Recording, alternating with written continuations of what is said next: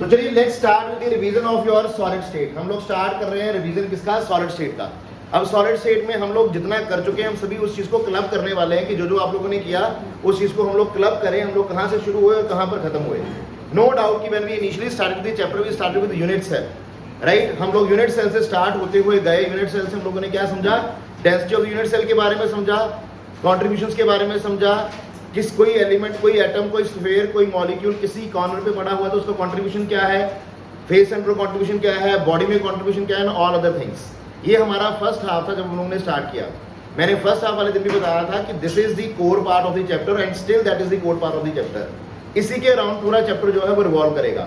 इस पार्ट के first half में हमारे पास क्या आएगा, स्टार्ट करते हम लोग सॉलिड से कि सॉलिड्स हैं क्या, और सेकेंड हाफ में हम लोग खत्म करते हैं कहाँ पर, उनकी प्रॉपर्टीज के ऊपर, right. We will be finishing at their electrical magnetic properties, ठीक है। अब हम लोग यहाँ से कर चुके हैं वो क्या था, हम लोगों ने जो पढ़ लिया है अभी तक। अगर आप लोगों को याद हो तो स्टार्ट किया जब हम लोगों ने सॉलिड स्टेट के काइंड ऑफ फ्लो चार्ट, अगर आप उसका देखते हैं तो फ्लो चार्ट में हमारे पास क्या है, सॉलिड स्टेट स्टार्ट होता है हमारे पास डेफिनेशन ऑफ सॉलिड स्टेट से। आई होप सबको definition of solid state clear है, ठीक है। हम लोगों को पता है कि सॉलिड्स क्या होते हैं। हम लोगों ने इनिशियली कहाँ से पढ़ा, हम लोगों ने स्टार्ट किया दो अपोजिंग फोर्सेस से। हम लोगों ने कहा कि हम लोगों को दो अपोजिंग फोर्सेस याद रहनी चाहिए। कौन कौन सी दो अपोजिंग फोर्सेस थी, एक हमारे पास आया intermolecular force of attraction and the second thing was, first was your intermolecular forces of attraction. हम लोगों ने बात को स्टार्ट किया इंटरमोलिकुलर फोर्सेस ऑफ अट्रैक्शन से, और दूसरी थी हमारे पास, यस, दूसरा क्या था आप लोगों के पास, यस, दूसरा हम लोगों ने बात करा थर्मल एनर्जी का।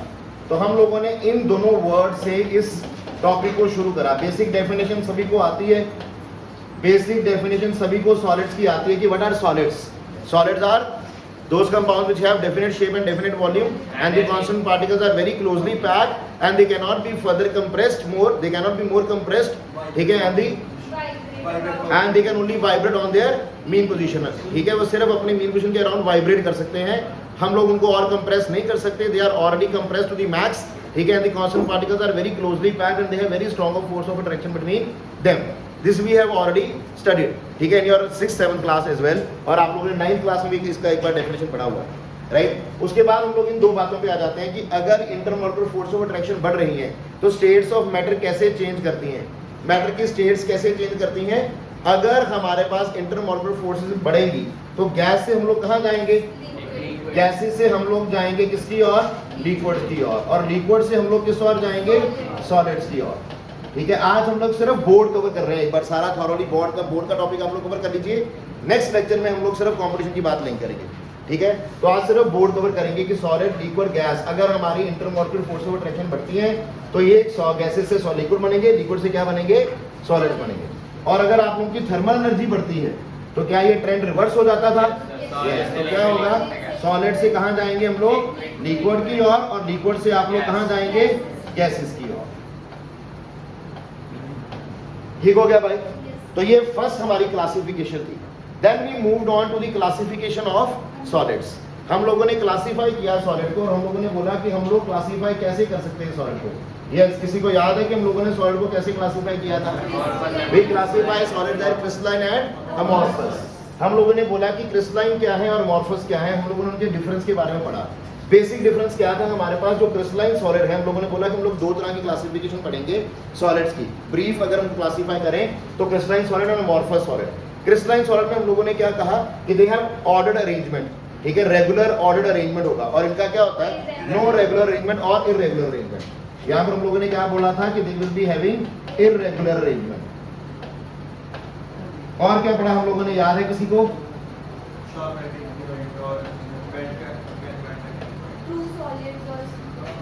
और हम लोगों ने क्या पढ़ा कि अगर आप लोग इनके बारे में बात करते हो तो हम लोगों ने बोला कि they have a sharp melting point, लेकिन इनका क्या था, नो शार्प मेल्टिंग पॉइंट। ये क्या करते थे, धीरे धीरे मेल्ट करते बेटा, नो शार्प मेल्टिंग पॉइंट, ठीक है, नो शार्प मेल्टिंग पॉइंट। इसके बाद हम लोगों ने एक और प्रॉपर्टी पढ़ी है, that is your long range order. यहाँ पर हम लोगों ने बोला कि they will be having long range order, और इनका क्या था, short range order.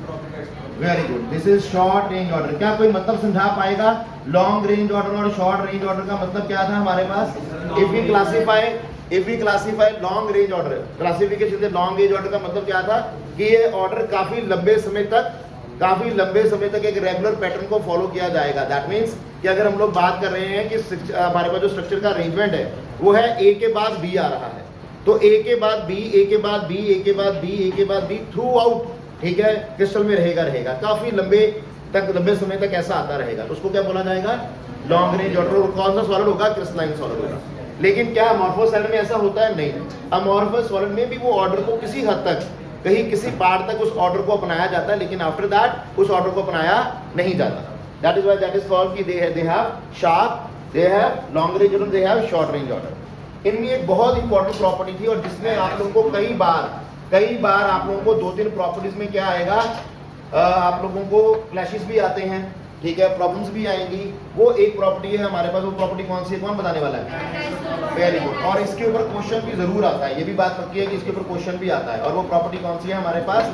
Isotropic and एनआइसोट्रोपिक। सब बताइए, रेज योर हैंड, कोई बताएगा इसमें से कौन आइसोट्रोपिक और कौन एनआइसोट्रोपिक है? Yes, very good, good, you can raise your hands. Yes Akanksha, क्या अमॉर्फस आइसोट्रोपिक है? क्या अमॉर्फस आइसोट्रोपिक है?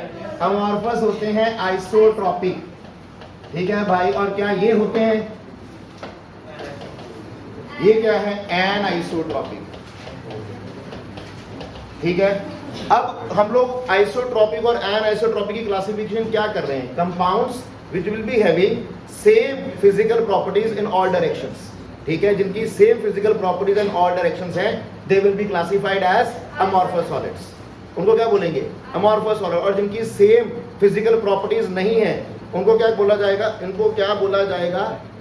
उधर से निकलो भैया, बेटा रास्ता दो भाई, इधर आ जाओ, इनको रास्ता दो, बस ध्यान से हिलाना मत सोचो कुछ।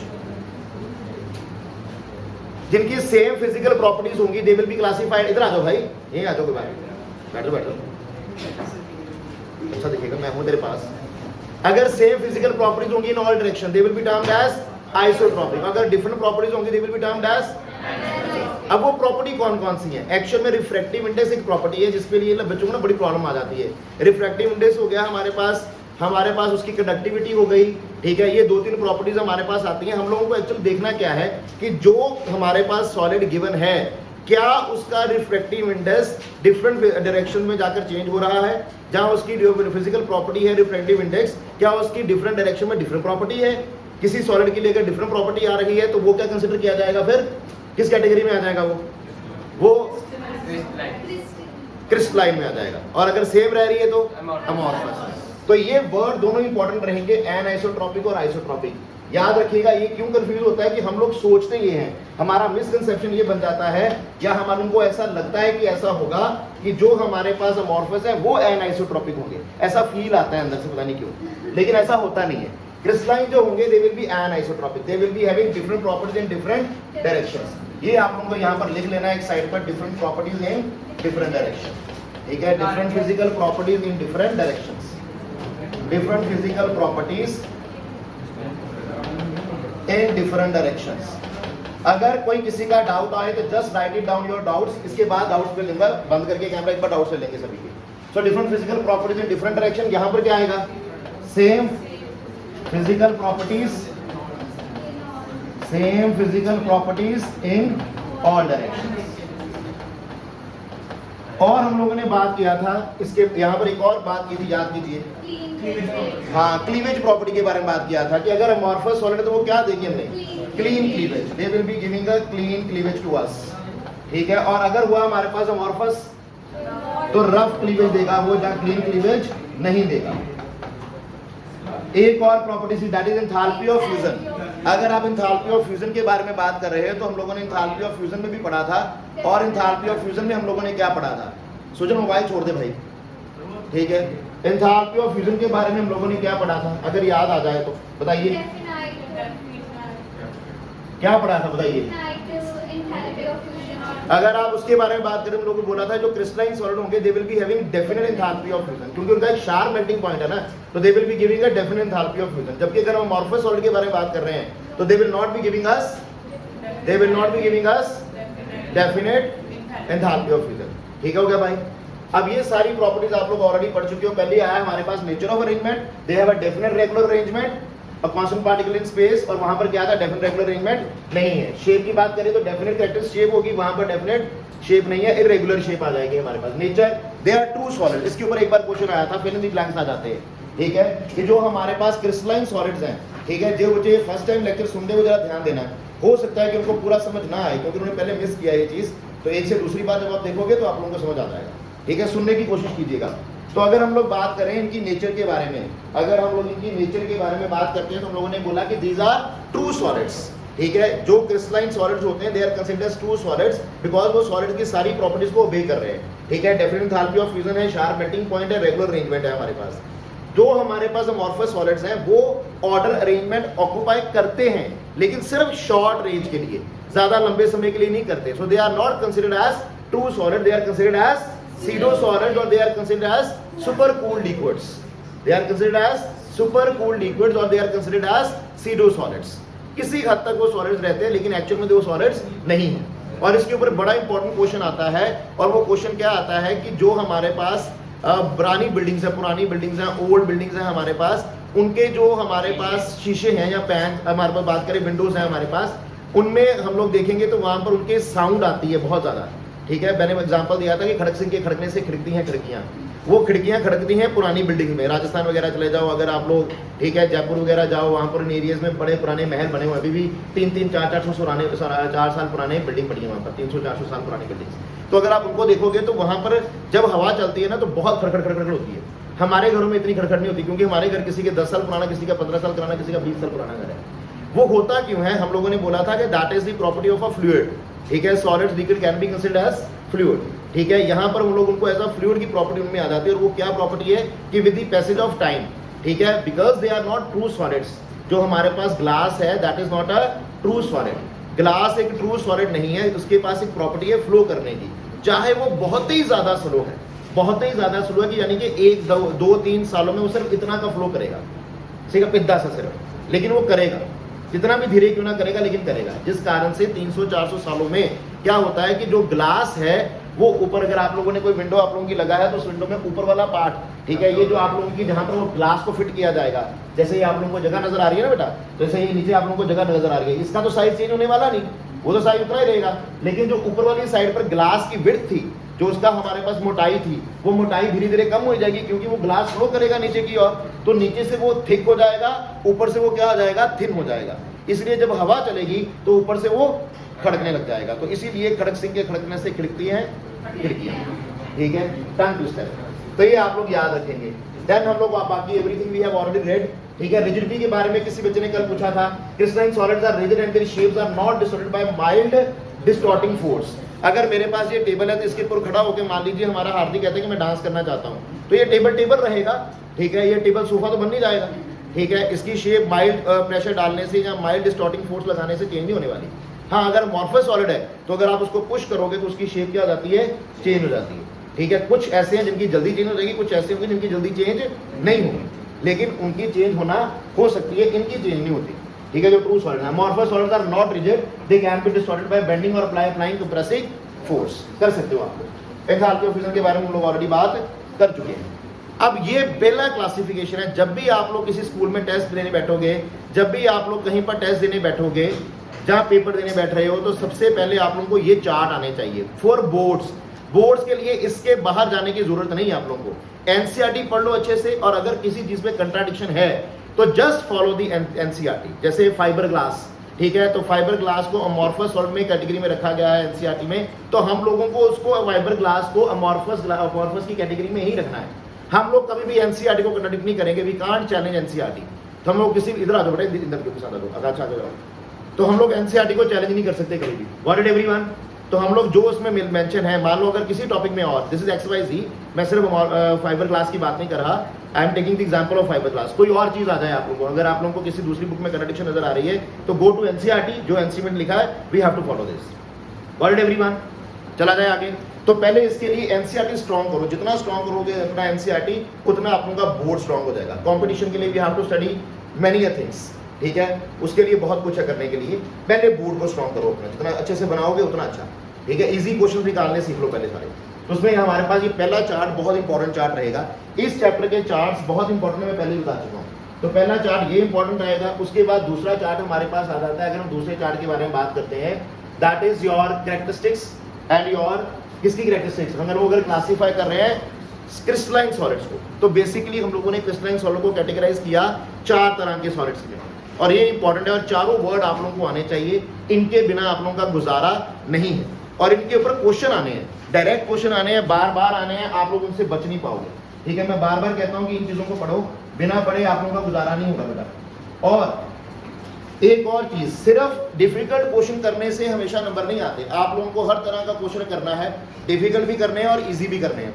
एडजस्ट हो जाओ बेटा, इनके साथ बैटरी करना। आज मुझे लग रहा है येलो डे है, हम सारे येलो येलो हैं, ठीक है। बैग उठा लो बेटा। चलिए, अब हम लोग अगर क्लासीफाई कर रहे हैं सॉलिड्स को, कौन से सॉलिड को, क्रिस्टलाइन सॉलिड्स को, तो हम लोगों ने क्रिस्टलाइन सॉलिड को क्लासीफाई किया किस तरह से। और आप लोग डायरेक्टली क्वेश्चन देखोगे ऐसे, डायरेक्ट क्वेश्चन, मैं नहीं कहता कि कल वाले टेस्ट में नहीं, कल वाले टेस्ट में भी आएंगे और किसी भी टेस्ट में आएंगे डायरेक्ट क्वेश्चन, ठीक है। और ऐसे ही आते हैं। कौन कौन से सॉलिड थे हमारे पास? नंबर 1 हम लोगों ने कौन सा सॉलिड किया? हम लोगों ने बोला कि हमारे पास कौन कौन से सॉलिड है, molecular solids, we can talk about molecular solids, we can talk about ionic solids, we can talk about ionic solids के बारे में बात कर सकते हो। और आप लोग इनके बारे में बात कर सकते हो, you can talk about molecular solids, molecular कर लिया, वेरी गुड। तो फिर कौन सा करें, मेटालिक कर लेते हैं, मेटालिक सॉलिड्स, और कोवलेंट और नेटवर्क सॉलिड्स।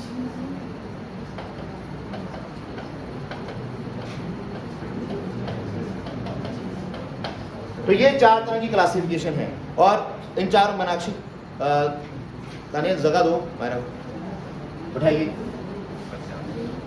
सो हमारे पास क्या आया, क्रिस्टलाइन सॉलिड्स में अगर हम लोग क्लासीफाई कर रहे हैं तो we are classifying them as yes molecular solid, ionic solid और मेटालिक सॉलिड। लोगों को लगता है कि यार ये चीजें नहीं आती पेपर में, मैं फिर से बोल रहा हूँ, ये चीजें पेपर में आती थी, डायरेक्ट क्वेश्चन आएंगे ऐसे, ठीक है। और ये इजी पार्ट, इनको आप लोग छोड़ नहीं सकते, ठीक है। इसमें आप लोगों को याद करना पड़ता है, नो डाउट इसमें याद करना पड़ता है। कोई चीजों में कॉन्सेप्ट लगते हैं, कुछ चीजों में आप लोगों को याद करना पड़ता है, यहाँ पर आप लोगों को याद करना पड़ेगा।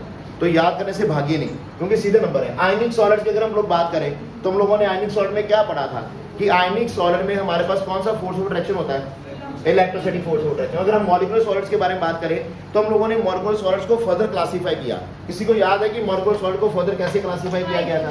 Raise your hands keeping the shutter of your mouth shut, just raise your hand keeping the shutter of your mouth shut, कि अगर हम लोग मॉलिक्यूलर सॉलिड्स को क्लासीफाई करते हैं तो कैसे कैसे क्लासीफाई कर चुके हम लोग। यस हार्दिक, हम लोगों ने बोला कि सबसे पहले हमारे पास आए नॉन पोलर सॉलिड्स, और हमारे पास क्या, जिन जो मॉलिक्यूल्स नॉन पोलर होंगे। फिर हम लोगों के पास कौन से आए, पोलर मॉलिक्यूलर सॉलिड्स और हाइड्रोजन बॉन्डेड, जिनमें क्या है हमारे पास हाइड्रोजन बॉन्डिंग है, ठीक हो गया। नॉन पोलर में हम लोगों ने क्या पढ़ा कि नॉन पोलर में जो फोर्स ऑफ अट्रैक्शन होगी वो कौन सी होंगी हमारे पास, ठीक है। लंदन फोर्सेस होंगी हमारे पास, ठीक है। लंदन फोर्सेस लिख दीजिए आप लोग, डिस्पर्शन फोर्सेस लिख दीजिए आप लोग उसको, और इंड्यूस्ड डाइपोल फोर्सेस लिख दीजिए, ठीक है। ये सारी है लंदन फोर्सेस ही, ठीक है। लंदन फोर्सेस और डिस्पर्शन फोर्सेस, ठीक है। और इसमें भी अगर हम इसको स्पेशली क्लासीफाई करना है आप लोगों को, तो हम लोग इसको स्पेशली क्लासीफाई करके लिख सकते हैं induced dipole forces, induced dipole forces. और यहां पर हम लोगों ने क्या बोला था पोलर में, डाइपोल फोर्सेस। पोलर का मतलब यहां पर आयनिक कंपाउंड नहीं है, ये याद रखना। आयनिक कंपाउंड इस कैटेगरी में आएंगे, यहां पर जिनके ऊपर पार्शियल पॉजिटिव और पार्शियल नेगेटिव चार्ज आ रहा है, ये वो है यहां पर। तो यहां पर कौन से आ जाएंगे, जिनमें डाइपोल फोर्स ऑफ अट्रैक्शन लगेगा। और यहां पर कौन सी आप लोगों को पता है, हाइड्रोजन बॉन्डिंग। यहां पर कौन सी होगी, हाइड्रोजन बॉन्डिंग है, ठीक हो गया भाई। अब उसमें हम लोगों ने क्या पढ़ा कि यहाँ पर एग्जाम्पल्स कौन कौन सी आएंगी, ये एग्जाम्पल्स आप लोगों को याद रहनी चाहिए। इसके ऊपर हमारे पास एग्जाम्पल के ऊपर चार्ट था, ठीक है। हमारे पास अगर इंड्यूस्ड डाइपोल है तो वो कैसे बनेगा, जब हमारे पास होमोटॉमिक मॉलिक्यूल्स हैं। कौन से मॉलिक्यूल है, होमोटॉमिक मॉलिक्यूल, या फिर ऐसे मॉलिक्यूल है जिनकी डाइपोल मोमेंट क्या है, जिनका डायपोल मोमेंट क्या है 0। तो यहाँ पर हमारे पास दो तरह के मॉलिक्यूल आए, एक आए हमारे पास तीन तरह के रादर आते हैं, होमोएटॉमिक मॉलिक्यूल आएंगे और वो मॉलिक्यूल आएंगे जिनका डायपोल मोमेंट 0 है, और हमारे पास आएंगी नोबल गैसेस। ठीक है, ये सारे इसी कैटेगरी में आ जाते हैं। और इन्हीं में हम लोगों ने एग्जांपल लिखी, अगर आप लोगों को याद हो, H2 आ गया, N2 आ गया, O2 आ गया, डायपोल मोमेंट 0 वाले CCl4 आ गया। ठीक है, नोबल गैसेस हमारे पास क्या आ गया, आर्गन आ गया, हमारे पास न्यून आ गया, हमारे पास ये आ जाएंगे। ठीक है, clear? Go through your chart. आप लोगों की एनसीईआरटी में जो एग्जांपल, ठीक है, हाँ जी, गैसेस भी इसी कैटेगरी में आएंगी। These category gases will also fall in this category only, कि जब ये क्रिस्टलाइन फॉर्म में आती हैं, अगर हम लोग उसको प्रेशर लगाते हैं या टेम्परेचर प्रेशर की कंडीशन को चेंज करते हैं, जब ये सॉलिड्स की फॉर्म में आएंगी, they can be change to solid form, तो ये इस फॉर्म में आएंगी, they will be categorized into this category, molecular solid की कैटेगरी में आएंगी। ठीक हो गया भाई? ठीक, इतना क्लियर? अब इसके बाद डायपोल डायपोल इंटरेक्शन आ जाएगा हमारे पास। डायपोल इंटरेक्शन हम लोगों ने पढ़ा, मान लीजिए मेरे पास कौन आया, HCl आया, और दूसरा मॉलिक्यूल भी किसका आया, HCl का आया। अब this is not an ionic compound, ये कौन सा कंपाउंड है, कोवलेंट कंपाउंड है। यहाँ पर जो कोवलेंट कंपाउंड होगा उसके ऊपर यहाँ पर कौन सा चार्ज, डेल्टा पॉजिटिव, यहाँ पर कौन सा चार्ज, डेल्टा नेगेटिव, यहाँ पर कौन सा चार्ज, डेल्टा पॉजिटिव, यहाँ पर डेल्टा नेगेटिव। अब अगर ये आयनिक सॉलिड होता तो आयनिक सॉलिड में हमारे पास एग्जाम्पल आता है NaCl का। आयनिक सॉलिड में हमारे पास एग्जाम्पल कौन सा आता भाई, NaCl का एग्जाम्पल आता। और NaCl में यहाँ पर पूरा पॉजिटिव, यहाँ पर पूरा नेगेटिव, यहाँ पर पार्शियल पॉजिटिव, यहाँ पर पार्शियल नेगेटिव। ठीक है, यहाँ पर पार्शियल पॉजिटिव, यहाँ पर क्या आएगा, पार्शियल नेगेटिव आ जाएगा। ठीक है, यहाँ पर पार्शियल पॉजिटिव, पार्शियल नेगेटिव, यहाँ पर क्या है, टोटल पॉजिटिव, टोटल नेगेटिव। ठीक है, टोटल पॉजिटिव और टोटल नेगेटिव आ जाएगा। क्लियर हो गया? डन? चले आ जाए आगे। मैं इसके बाद रिपीट नहीं करूंगा बेटा, दिस इज डन। इसके बाद ये टॉपिक रिपीट नहीं होगा, अगर आप मिस करते हो तो योर टॉपिक इज मिस।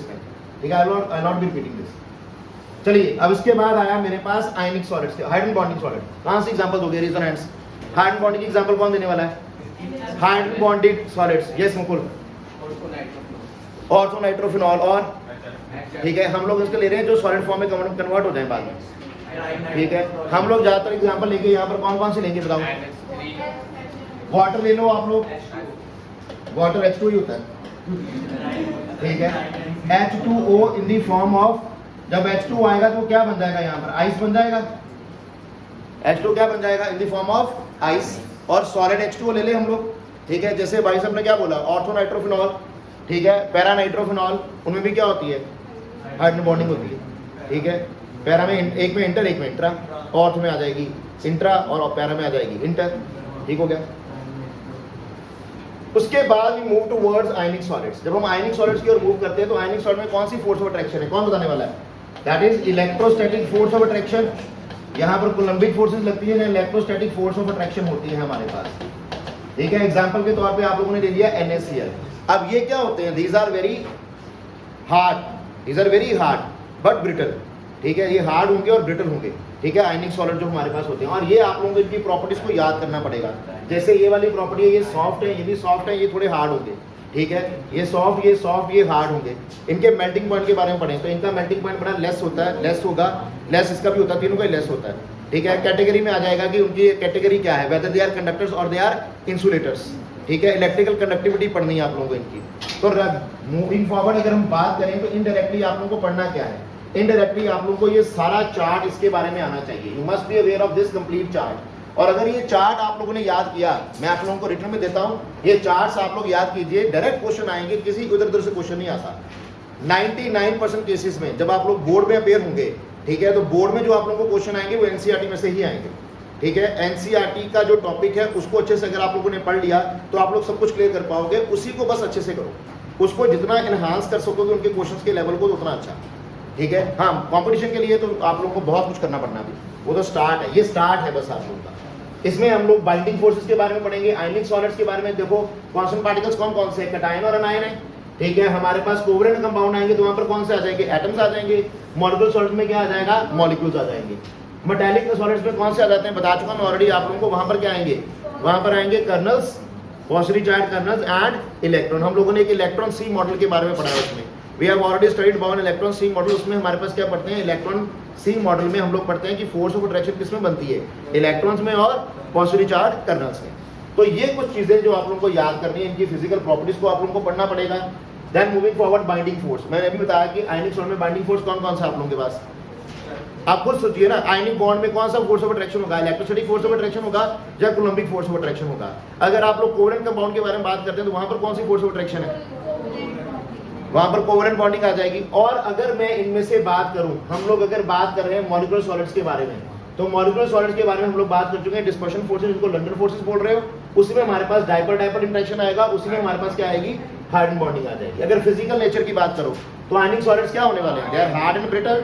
जो हमारे पास कोवेलेंट सॉलिड है वो क्या है, हार्ड है, और जो हमारे पास मॉलिक्यूलर सॉलिड है दे आर जनरली सॉफ्ट, और जो हमारे पास मेटालिक सॉलिड है they are hard but malleable and ductile। Now what do you mean by malleable and ductile? अगर हमारे पास मेटालिक सॉलिड है और वो क्या है, they are malleable and ductile। What is malleable and ductile? Which can be drawn into sheets and things.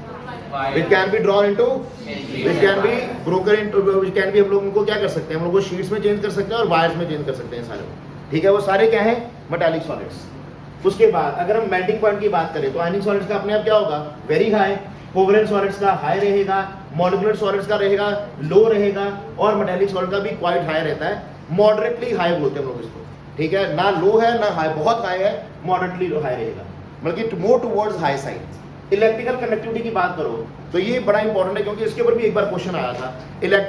अगर हम electrical conductivity के बारे में बात करें कि इलेक्ट्रिकल कंडक्टिविटी में जो आयनिक सॉलिड्स हैं they will not conduct electricity in their solid state, वो सॉलिड स्टेट में इलेक्ट्रिसिटी कंडक्ट नहीं करते, वो इलेक्ट्रिसिटी कंडक्ट करते हैं इन दी मोल्टन स्टेट और इन दी, ठीक है, मोल्टन स्टेट में आएंगे तब वो इलेक्ट्रिसिटी कंडक्ट करेंगे, otherwise they will not be conducting electricity. और यदि फ्यूज स्टेट भी कई बार लिख दिया जाता है उसको, ये फ्यूज स्टेट में वो इलेक्ट्रिसिटी कंडक्ट करेंगे, instead in solid state but conducted in the molten और एक्वस और इन दी फ्यूज स्टेट। अब अगर आप लोग बात करो कोवेलेंट कंपाउंड्स की, तो कोवेलेंट कंपाउंड्स हमारे पास क्या है, इंसुलेटर्स है, एक्सेप्ट ग्रेफाइट, ठीक है, ग्रेफाइट है नॉन मेटालिक कंपाउंड, ठीक है हमारे पास वो कोवेलेंट कंपाउंड, बट वो क्या है, इलेक्ट्रिकली कंडक्टिव है। हम बात कर चुके हैं कि उसकी इलेक्ट्रिसिटी का कारण क्या है, कि अगर हम लोग ग्रेफाइट का स्ट्रक्चर देखते हैं तो ग्रेफाइट में हम लोग देखेंगे कि वो 3 इलेक्ट्रॉन्स, कार्बन के अराउंड कितने इलेक्ट्रॉन होते हैं, 4 इलेक्ट्रॉन होते हैं, उनमें से जो 3 इलेक्ट्रॉन है उसके वो तो बॉन्ड बना रहे हैं, लेकिन जो चौथा इलेक्ट्रॉन है वो हमारे पास क्या है, फ्रीली दूसरी लेयर के साथ अटैच होता है, दूसरी लेयर के साथ वो बॉन्ड बनाने की कोशिश करता है, ठीक है, तो वो फ्री इलेक्ट्रॉन होने के कारण, एक तो उसमें फ्री इलेक्ट्रॉन है और इनमें अंदर हम लोग अगर ग्रेफाइट के इंटरनल स्ट्रक्चर में जाएंगे तो वहां पर we will finding delocalized pi electron as well. उन delocalized pi electron in free electrons के कारण हम लोग कहते हैं कि ये क्या होता है, इलेक्ट्रिकली कंडक्टिव होता है, ये क्या है, इलेक्ट्रिकली क्या है, कंडक्टिव है। Am I clear, done. उसके बाद हम लोगों ने बात किया, अगर आप मॉलिक्यूलर सॉलिड्स के बारे में बात करें तो molecular solids are all insulators, जो metallic solid they are conductor in the solid as well in the molten state, ठीक है। ये क्वेश्चन आएंगे वहां पर, आप लोगों को बनकर क्वेश्चन आता है कंडक्टिविटी के ऊपर, ठीक है, आप लोगों की कंडक्टिविटी, थर्मल कंडक्टिविटी के ऊपर, इलेक्ट्रिकल कंडक्टिविटी पर क्वेश्चन आएगा, नेचर के ऊपर क्वेश्चन आ जाता है कि कौन हार्ड है कौन सॉफ्ट है, ठीक है, बनता है इन्हीं में से क्वेश्चन, ठीक है। Then we move toward their enthalpy of fusion, क्योंकि आयनिक सॉलिड है तो very high enthalpy of fusion.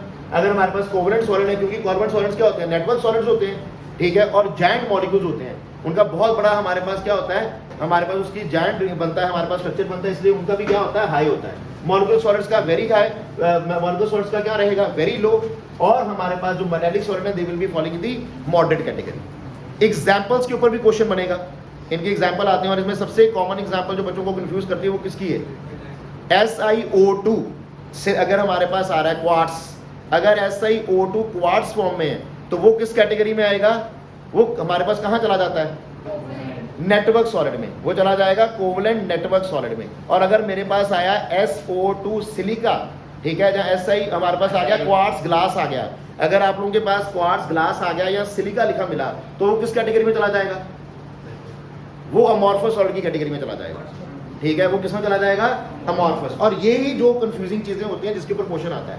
अगर आप लोगों के पास आया SiO2, ठीक है, अगर आप लोगों के पास क्वार्ट्स लिखा है SiO2 तो वो नेटवर्क सॉलिड है, ठीक है, वो कोवेलेंट नेटवर्क सॉलिड। लेकिन अगर आप लोगों के पास आया क्या आया, क्वार्ट्स ग्लास आया या सिलिका लिखा मिला तो किसमें आएगा, अमॉर्फस में आ जाएगा, ठीक है।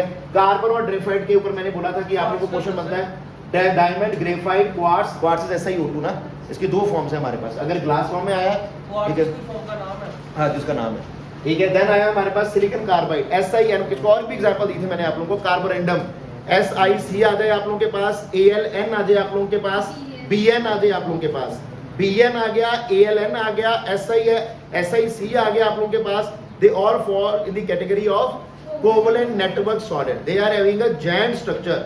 जॉइंट स्ट्रक्चर होने के कारण उनका मेल्टिंग पॉइंट जो होता है वो सबसे हाई होता है, इवन आयनिक सॉलिड से भी हाई होता है। सबसे ज्यादा किनका होगा? कोवलेंट नेटवर्क सॉलिड का मेल्टिंग पॉइंट, उसके बाद आता है नेटवर्क सॉलिड्स का, सॉरी आयनिक सॉलिड्स का। कोवलेंट नेटवर्क सॉलिड का सबसे ज्यादा आता है, उसके बाद किसका आता है? आयनिक सॉलिड्स का।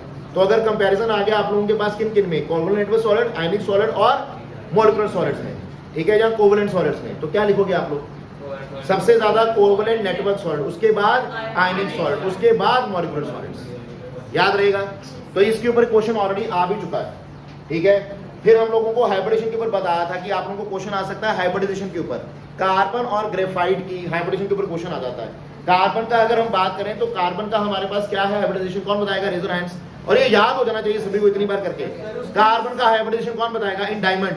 कार्बन का हाइब्रिडेशन इन डायमंड के केस में क्या रहेगा? डायमंड और ग्रेफाइट के केस में दोनों के ऊपर क्वेश्चन आएगा। अर्पिता बोल बेटा। ग्रेफाइट में sp2 आएगा और डायमंड में क्या आ जाएगा? sp3 आ जाएगा। क्लियर हो गया? चला जाए आगे। श्योर। फिर हम लोग आगे मूव करते हैं। When we move forward to this, इसके बाद जब हम लोग आगे मूव करेंगे तो हम लोग बात करना शुरू करते हैं कि अब हम लोग को पता लग गया कि सॉलिड किस किस कैटेगरी में हमारे पास है। अमॉर्फस सॉलिड है हमारे पास, क्रिस्टलाइन सॉलिड है। यूजेस ऑफ अमॉर्फस सॉलिड हम लोग पढ़ चुके हैं कि अमॉर्फस सॉलिड को हम लोग कहाँ कहाँ पर यूज करते हैं। अमॉर्फस सॉलिड को बहुत जगह पर यूज किया जाता है नाउ डेज। बहुत ज़्यादा ग्लास का यूज होता है हमारे किचन में, हमारे लैब्स में, हमारे ऑफिस में, ठीक है।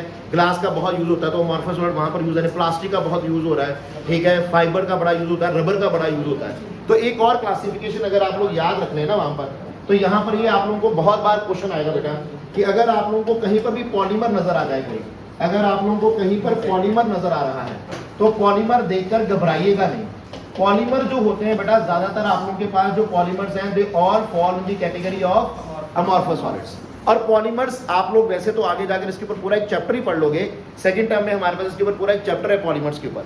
लेकिन फॉर द फैक्ट इस चैप्टर के लिए हम लोग कुछ को याद कर लेते हैं। जैसे PVC आ गया, दैट इज पॉलीविनाइल क्लोराइड। कुछ एग्जांपल्स हम लोगों को याद हो जानी चाहिए। P वर्ड यहाँ पर आ रहा है poly, VC stand for vinyl chloride. PVC आ गया, PAN आ गया अगर आप लोगों को नजर आया, पॉलीथीन आ गया आप लोगों के पास, this stand for पॉलीएक्रिलोनाइट्राइल।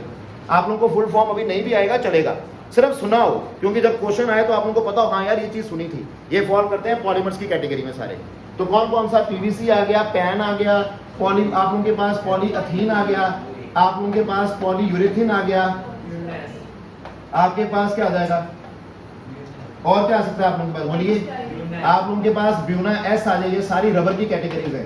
Buena S आ जाए आप लोगों के पास, ब्यूना N आ जाए आप लोगों के पास, ठीक है। ये सारी किस कैटेगरी में आ जाएगी? रबर की कैटेगरी में। क्लोरोप्रीन आ जाए आप लोगों के पास, नियोप्रीन आ जाए आप लोगों के पास, ठीक है। क्लोरोप्रीन आ गया आप लोगों के पास, नियोप्रीन आ गया आप लोगों के पास।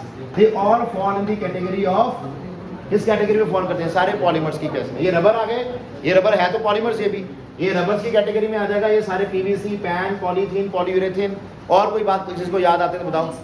पॉलीस्टाइलिन आ जाएगा आप लोगों के पास, पॉलीस्टाइलिन भी इसी कैटेगरी में आता है। तो ये सारे अमॉर्फस सॉलिड है हमारे पास। हमारे पास फाइबर ग्लास आ गया, हमारे पास फाइबर ग्लास आ गया, हमारे पास नाइलन आ गया, हमारे पास रेयन आ गया, ठीक है। नाइलन की कई फॉर्म आती है, नाइलन 6 आ जाएगा, नाइलन 6 आ जाएगा, नाइलन 610 आ जाएगा, रेयन आ जाएगा आप लोगों के पास, ठीक है। ये सारे सिल्क आ गया अगर आप लोगों के पास। They all fall in the category of your amorphous solids, ठीक है। ये सारे अमॉर्फस सॉलिड की कैटेगरी में ही फॉल करते हैं, ठीक है। और ये भी नहीं है कि ये एक ही दिन में सारा कुछ आ जाएगा, ऐसा मैंने कभी नहीं कहा कि एक ही दिन में आ जाएगा। धीरे धीरे you will gradually learn things. धीरे धीरे आप लोगों के दिमाग में चीजें जानी शुरू हो जाएंगी। फर्स्ट अगर आप लोगों ने सिर्फ एक बार इसको गो थ्रू ही किया सारा चैप्टर, कुछ चीजें आप लोगों के दिमाग में बैठ जानी चाहिए, बस बेसिक आइडियाज दिमाग में बैठ जाएंगे, फिर आप लोग क्लासीफाई करना लग जाओगे अपने धीरे धीरे उसको।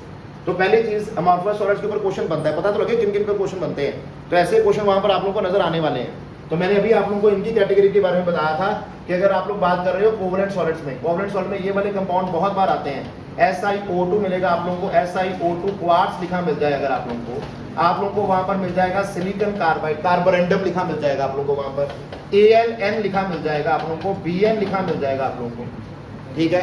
अब कुछ चीजों में कंट्राडिक्शन भी आती है, मैं नहीं कहता कई चीजों में कंट्राडिक्शन नहीं आती। फॉर एग्जांपल सिलिकॉन का मॉलिक्यूल है, ठीक है। अगर सिलिकॉन की बात की जाए तो सिलिकॉन एक्चुअल में एग्जिस्ट करता है SiN। हम लोग जो टॉपिक आप लोग का मैग्नेटिक प्रॉपर्टी और इलेक्ट्रिकल प्रॉपर्टी का रह गया है, उसमें हम लोगों ने सिलिकॉन के बारे में बात करनी है कि सिलिकॉन का नेटवर्क स्ट्रक्चर होता है हमारे पास, एक सिलिकॉन 3 और सिलिकॉन के साथ जुड़ा होता है, ठीक है। वो कितना बड़ा हमारे पास एक उसका नेटवर्क बन जाएगा।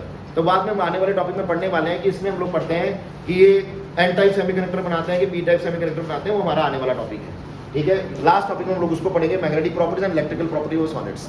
आप लोग खत्म कर चुके हो सारे डिफेक्ट्स तक। उसके बाद लास्ट में हम लोग पढ़ने वाले हैं इनके बारे में, magnetic property and electrical properties के बारे में। तो ये क्वेश्चन बहुत बार आते हैं वहां पर। देन मूविंग फॉरवर्ड, अगर आप इससे आगे मूव कर जाओ तो अब हम लोगों को पता लग गया है कि हमारे पास अमॉर्फस सॉलिड क्या होते हैं, क्रिस्टलाइन सॉलिड क्या होते हैं। लेकिन फ्रॉम नाउ ऑनवर्ड्स जो हमारी स्टडी है, फ्रॉम नाउ ऑनवर्ड्स हमारी जो स्टडी रहेगी, जिन बच्चों ने चार्ट्स नोट नहीं किए, they have to note these charts. आप लोगों को पीडीएफ फाइल आ चुकी है, जिसके पास पीडीएफ फाइल नहीं है वो मुझे पर्सनली मैसेज कीजिएगा, I will send you the PDF file. तो आप लोगों ने पीडीएफ फाइल से पहले नोट्स बनाओ अच्छे से, और यही वो नोट्स हैं। आप लोगों को पूरा चैप्टर लिखने की जरूरत नहीं है कि मैं आप लोगों को लिखाने लग जाऊंगा पूरा और आप लोग पूरा लिखने बैठ जाओगे। किताब नहीं लिखनी हम लोगों को पेपर देने हैं। तो पेपर को शॉर्ट नोट्स काम आते हैं कि आप लोग जब रिवीजन करने बैठो, पूरी किताब ही अगर मैं लिखवा दूं आप लोगों को, तो फिर तो आप एक दिन में एक ही चैप्टर पढ़ोगे वहां पर।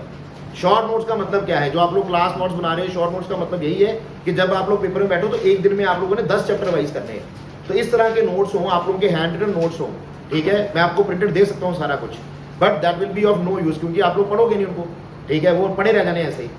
वही नोट आप लोग पढ़ोगे जो आप लोगों ने हाथों से बनाए। अपने हैंड रिटन नोट्स बनाया करो और उनको जितना शॉर्ट बनाओ उतना अच्छा, ठीक है। अपनी लैंग्वेज में लिखो कि इस चीज को मैं ऐसे याद रखना है मैंने, तो वो इंपॉर्टेंट बातें रहेंगी। पेपर में वो काम आती है। एक दिन में आप सारी किताब नहीं पढ़ पाओगे अगर मैं सारी किताब लिखा दूंगा अभी आप लोगों को।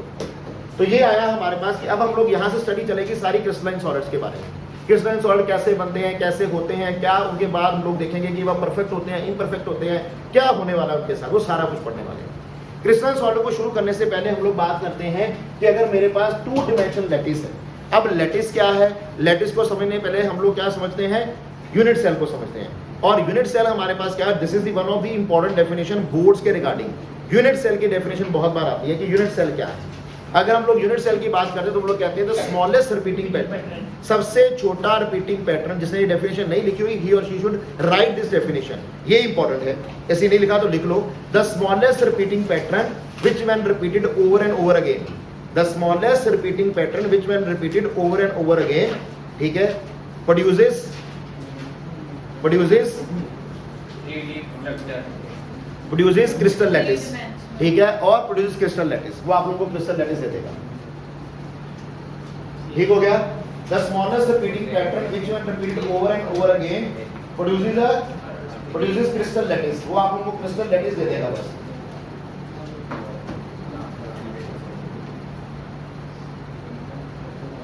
ठीक हो गया बेटा, produce the complete crystal lattice. Done. अब इसी यूनिट सेल को कई जगह पर, मेरी वर्ड ध्यान सुनना, कई जगह पर अगर ये वर्ड सुनाई दे, कहीं दिखाई दे, इसी यूनिट सेल को मोटिफ भी लिखा जाता है और बेसिस भी लिखा जाता है कई जगह पर। अगर कहीं नजर आ जाए ये वर्ड MOTIF या सिंपल बेसिस लिखा मिल जाए तो इसका मतलब भी यूनिट सेल ही होता है, ठीक है। अगर ये कहीं पर वर्ड नजर आ रहा है आप लोगों को तो आप लोग देख के घबराएंगे नहीं। मोटिव और बेसिस, ठीक है। किसी चीज का बेस क्या है, मोटिव क्या है, उसको हम लोग यूनिट सेल के नाम से भी जानते हैं, ठीक है। और यूनिट सेल हम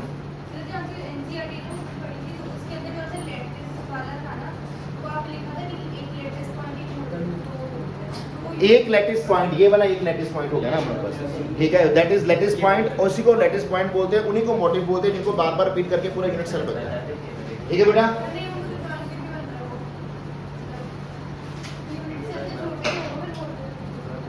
हाँ जी, एक्चुअल में ये एक मोटिव है, वो मोटिव पॉइंट होता है। अगर ध्यान से पढ़ना बेटा, दिस इज वन मोटिव। हाँ नहीं, आप समझे नहीं बेटा। इन पॉइंट्स को जोड़ देते हैं ना जब हम लोग, इन 4 पॉइंट्स को आप लोगों ने जोड़ दिया, इन 6 पॉइंट्स को आप लोगों ने जोड़ दिया, इन पॉइंट्स को जब आप लोगों ने जोड़ा तो उसको बोलते हैं मोटिव, उसको बोलते हैं बेसिस। जिसको रिपीट करने से हमारे पास पूरी क्रिस्टल लैटिस बने, उसके अराउंड एक ही डायरेक्शन में अगर आप उसके एजेस के अराउंड उसको बढ़ाओगे ना बेटा, अगर हम एजेस के अराउंड बढ़ाते जाते हैं उसको तो हमारे पास पूरा स्पेस लैटिस बन जाता है या क्रिस्टल लैटिस बन जाता है। हाँ, बिल्डिंग ब्लॉक ऑफ क्रिस्टल कह दो, बिल्डिंग ब्लॉक। इसको बड़े नामों से बुलाया जा सकता है। इसी को आप लोग क्या नाम दोगे, और इसी को आप लोग और क्या नाम दे सकते हो बताओ। हाँ, इसी को आप लोग क्या नाम दोगे, बिल्डिंग ब्लॉक। यूनिट सेल को या बिल्डिंग ब्लॉक भी बोल दो, ये पता है क्या है, किताबों में लिखने का तरीका है, चीज तो वही है ना, कॉपीराइट से भी तो बचना है ना। तो किताबों में एक ही चीज को डिफरेंट तरीके से लिखा गया है, मोटिव लिखा गया, बेसिस लिखा गया, यूनिट सेल लिखा गया, बिल्डिंग ब्लॉक लिखा गया है, तो है वही one and the same thing, बस उसको लिखने के तरीके अलग अलग है। तो हम लोगों ने बात किया कि अगर मैं टू डिमेंशनल लैटिस, हम लोगों ने बात किया टू डिमेंशनल क्रिस्टल लैटिस की अगर हम लोग बात करें तो two dimensional lattice is planar and is represented in terms of two basic vectors A and B and angle L. ठीक है भाई, बिटवीन देम दो वेक्टर्स आ गए ए और बी, और जिसको हम लोग साइड बोल दें, लेंथ बोल दें, कुछ बोल दें हम लोग यहाँ पर ए एंड बी चाहिए हम लोग के, दो पैरामीटर चाहिए, एक हम लोगों को चाहिए ए और एक चाहिए बी, और दूसरा हम लोग को चाहिए दोनों के बीच का एंगल। तो अगर ए और बी बराबर है और एंगल 90 डिग्री का है तो वो क्या बन जाएगा, स्क्वायर लैटिस। अगर ए बी के बराबर नहीं है लेकिन एंगल 90 डिग्री के बराबर है तो वो क्या बन जाएगा, रेक्टेंगुलर लैटिस। और अगर ए बराबर है बी के लेकिन एंगल कितना है, इंटरनल एंगल कितना है 60 डिग्री का, उसको हम लोग बोलते हैं हेक्सागोनल लैटिस। और अगर मेरे पास आ गया एंगल बराबर नहीं है 90 डिग्री के, साइड भी बराबर नहीं है, तो वो बन जाएगा पैरेललोग्राम लैटिस। और अगर मेरे पास साइड भी बराबर नहीं है, एंगल भी बराबर भी है 90 डिग्री के, लेकिन जो हमारे पास एंगल है वो कितने डिग्री का है, 60 डिग्री का, तो वो बोला जाएगा रोम्बिक लैटिस। तो ये 5 तरह की हमारे पास टू डिमेंशनल लैटिस है। ठीक है, ये 5 तरह की हमारे पास टू डिमेंशनल लैटिस आएंगी। कौन कौन सी, फिर से सुन लो, square lattice, rectangular lattice, hexagonal lattice, parallelogram lattice and rhombic lattice. ठीक है, ये पता होना चाहिए आप लोगों को, इनके बारे में एटलीस्ट आप लोगों को पता होना चाहिए। ज्यादातर स्टडी हमारी सारी 3 डिमेंशन की है, लेकिन 2 डिमेंशन के बारे में इतना सा आइडिया हो तो बुरी बात नहीं है, होगा तो अच्छी बात है। ठीक हो गया सर, एक बार इनको गो थ्रू करना जरूरी है आपको। एक बार हेक्सागोनल मैंने बताया कि 2 डिमेंशन अगर हमारे पास सिस्टम बनता है, क्रिस्टल लैटिस 2 डिमेंशन है, तो 2 डिमेंशन क्रिस्टल लैटिस जैसे हम लोगों ने 3 डिमेंशन में पढ़ी थी, हम लोगों ने क्या पढ़ी वहां पर, सिंपल क्यूबिक, एफसीसी, बीसीसी। ठीक है, वो सारी फॉर्म पढ़ी ना, उसी में वो आ गई सारी। ठीक है, क्यूबिक से हम लोगों ने आगे बनाया सिंपल क्यूबिक, एफसीसी और बीसीसी बनाया हम लोगों ने। ठीक है, यहाँ पर हम लोग कहते हैं कि जो क्यूबिक है वहां पर हमारे पास, यहाँ पर हमारे पास वो बोली 7 क्रिस्टल लैटिस नहीं बनती, हमारे पास कौन सी बन रही है यहाँ पर, ये 5 बन रही है। कौन कौन सी, square lattice, rectangular lattice, hexagonal lattice, parallelogram lattice and rhombic lattice. ये हम लोगों को 5 एक बार याद कर लेनी, कौन कौन सी बनती है। Got it? ठीक हो गया। अब यहां से आगे मूव करना है तो हम लोगों के पास हमारा मेन काम शुरू होता है, इसके आगे वाला काम हमारा मेन काम शुरू होगा, और वो मेन काम हमारे पास क्या है, representation of a unit cell in 3D। जब आप लोगों को 3D में यूनिट सेल को रिप्रेजेंट करना है, वो आप लोग कैसे करोगे। 3D में रिप्रेजेंट करने के लिए हम लोगों को 6 पैरामीटर चाहिए, और वो 6 पैरामीटर हमारे पास कौन कौन से हैं। आई रिक्वायर्ड वहां पर ए, मुझे वहां पर क्या क्या चाहिए बताना बेटा जरा, मुझे वहां पर ए चाहिए, बी चाहिए, सी चाहिए, अल्फा बीटा गामा चाहिए। ठीक है, मुझे वहां पर ये इंटरेक्शन, हमारे पास जो एक्सियल एंगल्स है वो चाहिए, और मेरे पास क्या चाहिए, एक्सिस बराबर है कि नहीं, कौन कौन से एक्सिस बराबर है, कौन से एक्सिस बराबर नहीं, यानी कि मेरे को 6 पैरामीटर के बारे में जानकारी होनी चाहिए, एबीसी और अल्फा बीटा गामा के बारे में। क्लियर हो गया। अब यहां से ही मेरा सारी कहानी आगे खुलती है। फॉर एग्जाम्पल, पहला केस अगर मैं बनाता हूं, तो अगर मेरे पास ए बराबर आ जाता है बी के, बेटा ध्यान देना, अगर ए बराबर बी के, अब ए बी सी क्या है, ध्यान देना, जो बच्चे फर्स्ट डे हैं, फर्स्ट डे आए हुए हैं बच्चे देख लो कि ए बी सी क्या है मेरे पास, ये है मेरे पास ए बी सी। अगर मैं ए बी सी के बारे में बात कर रहा हूं तो मेरे पास ए बी सी क्या है, ये रहेगा आप लोगों के पास एक साइड, ये आप लोगों के पास दूसरी साइड, ये आप लोगों के पास इसकी तीसरी साइड। ठीक है, ये हमारे पास आ गए 3 एक्सिस, और इन तीनों एक्सिस के ऊपर दूरी कितनी है, ओ से लेकर ओ के आगे हम लोग मूव कर रहे हैं, तो ये ए दूरी आई हमारे पास, यहां से ओ से बी गए तो बी डिस्टेंस, ओ से सी तक, यहां तक इस पॉइंट तक कितनी दूरी है, सी डिस्टेंस, तो वो ए बी सी। अगर ये तीनों डिस्टेंसेस अलोंग दी 3 एक्सिस, तीनों की तीनों दूरी बराबर आ जाती हैं, A is equal to B is equal to C है, और मेरे पास जो एंगल्स हैं वो भी मेरे एंगल क्या आ जाते हैं, बराबर आ जाते हैं। एंगल क्या है मेरे पास, alpha is equal to beta is equal to gamma is equal to 90 degree, जो कि यहाँ पर है। ये तीनों एंगल्स भी मेरे पास क्या आ जाए, बराबर आ जाए, अल्फा बीटा गामा क्या बराबर आ जाए, 90 डिग्री के बराबर आ जाए, तो वो मेरे पास सबसे सिमेट्रिकल केस बनेगा, मेरा सबसे ब्यूटीफुल, सबसे सिमेट्रिकल केस बनता है मेरे पास, और उसको हम लोग नाम देते हैं cubic. That will be termed as cubic, जो आप लोगों को यहाँ पे नजर आ रहा है, तो वो क्या बन जाएगा, क्यूबिक। क्यूबिक की खास बात, इसकी तीनों साइड्स क्या होंगी, बराबर होंगी, तीनों एंगल्स क्या होंगे, बराबर होंगे, और वो किसके बराबर होंगे, 90 डिग्री के। तीनों साइड्स बराबर, तीनों एंगल्स बराबर, वो किसके बराबर, 90 डिग्री।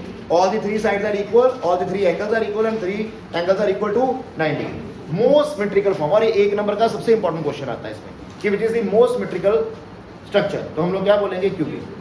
ठीक हो गया। अब जब आप लोग इससे आगे मूव किए तो हम लोगों ने पाया कि हमारे पास इन चीजों को अगर हम वेरी करते जाएं, इन चीजों को अगर हम लोग वेरी करते जाएं, साइड्स और एंगल को अगर मैं वेरी करी जाऊं तो मेरे पास 7 तरह की क्रिस्टल लैटिस बनती है। 7 तरह के मेरे पास क्रिस्टल सिस्टम बनते हैं। एक जैसे ये बना, और एक मेरे पास ये तीनों साइड मान लो बराबर ना आए, ये तीनों एंगल बराबर ना आए और ना बराबर आए 90 डिग्री के, तो वो बन जाएगा मेरे पास triclinic, which is the most unsymmetrical form. वो सबसे ज्यादा अनसिमेट्रिकल फॉर्म, ये सबसे ज्यादा सिमेट्रिकल, ये मोस्ट अनसिमेट्रिकल। और इनके बीच में मेरे पास 5 और क्रिस्टल सिस्टम आते हैं, ठीक है। और वो 5 क्रिस्टल सिस्टम मेरे पास कौन कौन से आते हैं, ठीक है। हम लोगों उनको ऑलरेडी याद कर चुके हैं कि वो 7 तरह के सिस्टम मेरे पास टोटल कौन से बनते हैं, CRT होम, ठीक है, HCRT होम टी पढ़ा था हम लोगों ने, ठीक है। वो सारों की आप लोगों को एज सच याद होना है। जब भी आप लोग कोई टेस्ट देने बैठेंगे, ठीक है, तो आप लोग देखिएगा कि वहां पर आप लोगों को क्वेश्चन नजर आएंगे इसके ऊपर, ठीक है। अब हर चीज तो नहीं आएगी, लेकिन कुछ ना कुछ इनमें से जरूर पूछा जाएगा, ठीक है। मैं बताता हूँ कैसे पूछा जाएगा। पूछा कैसे जाएगा कि नीचे आप लोगों को ये लैटिस दे दी जाएगी बनाकर, यार ये अरेंजमेंट बना के दे दी जाएगी, जहाँ आप लोगों को क्या दे दिया जाएगा, ऊपर नाम लिख दिया जाएगा कि ट्राई क्लीनिंग के लिए इनमें से कौन सा अरेंजमेंट है। यहाँ अरेंजमेंट दे दिया तो ये कौन सा आप लोगों के पास क्रिस्टल सिस्टम बन रहा है, ठीक है। उसके बाद जब आप लोग आगे मूव करें तो आगे हम लोगों ने क्या पढ़ा था इसको रिलेटेड, याद है किसी को? किसी को याद है भाई लोग क्या पढ़ा था?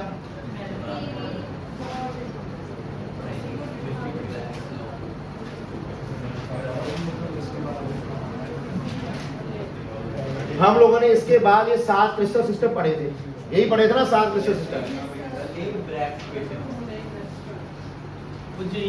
बल्कि तुमने फिर जानबूझ के वही बात हुई ना, कितनी बार एक चीज बोल दूं कि अभी बोर्ड डिस्कस कर रहा हूँ, ब्रैक एजुकेशन कराई थी बोर्ड पे, बताओ फिर क्यों बोल रहे हैं? इसके बाद डिस्कस बोले जा रहा है।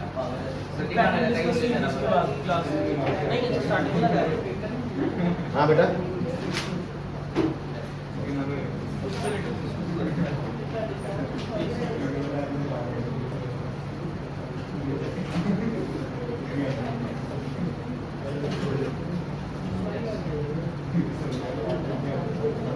अब इन्हीं में हमारे पास बाकी 7 तरह की लैटिस आ जाती है। याद है कौन कौन सी लैटिस थी वो?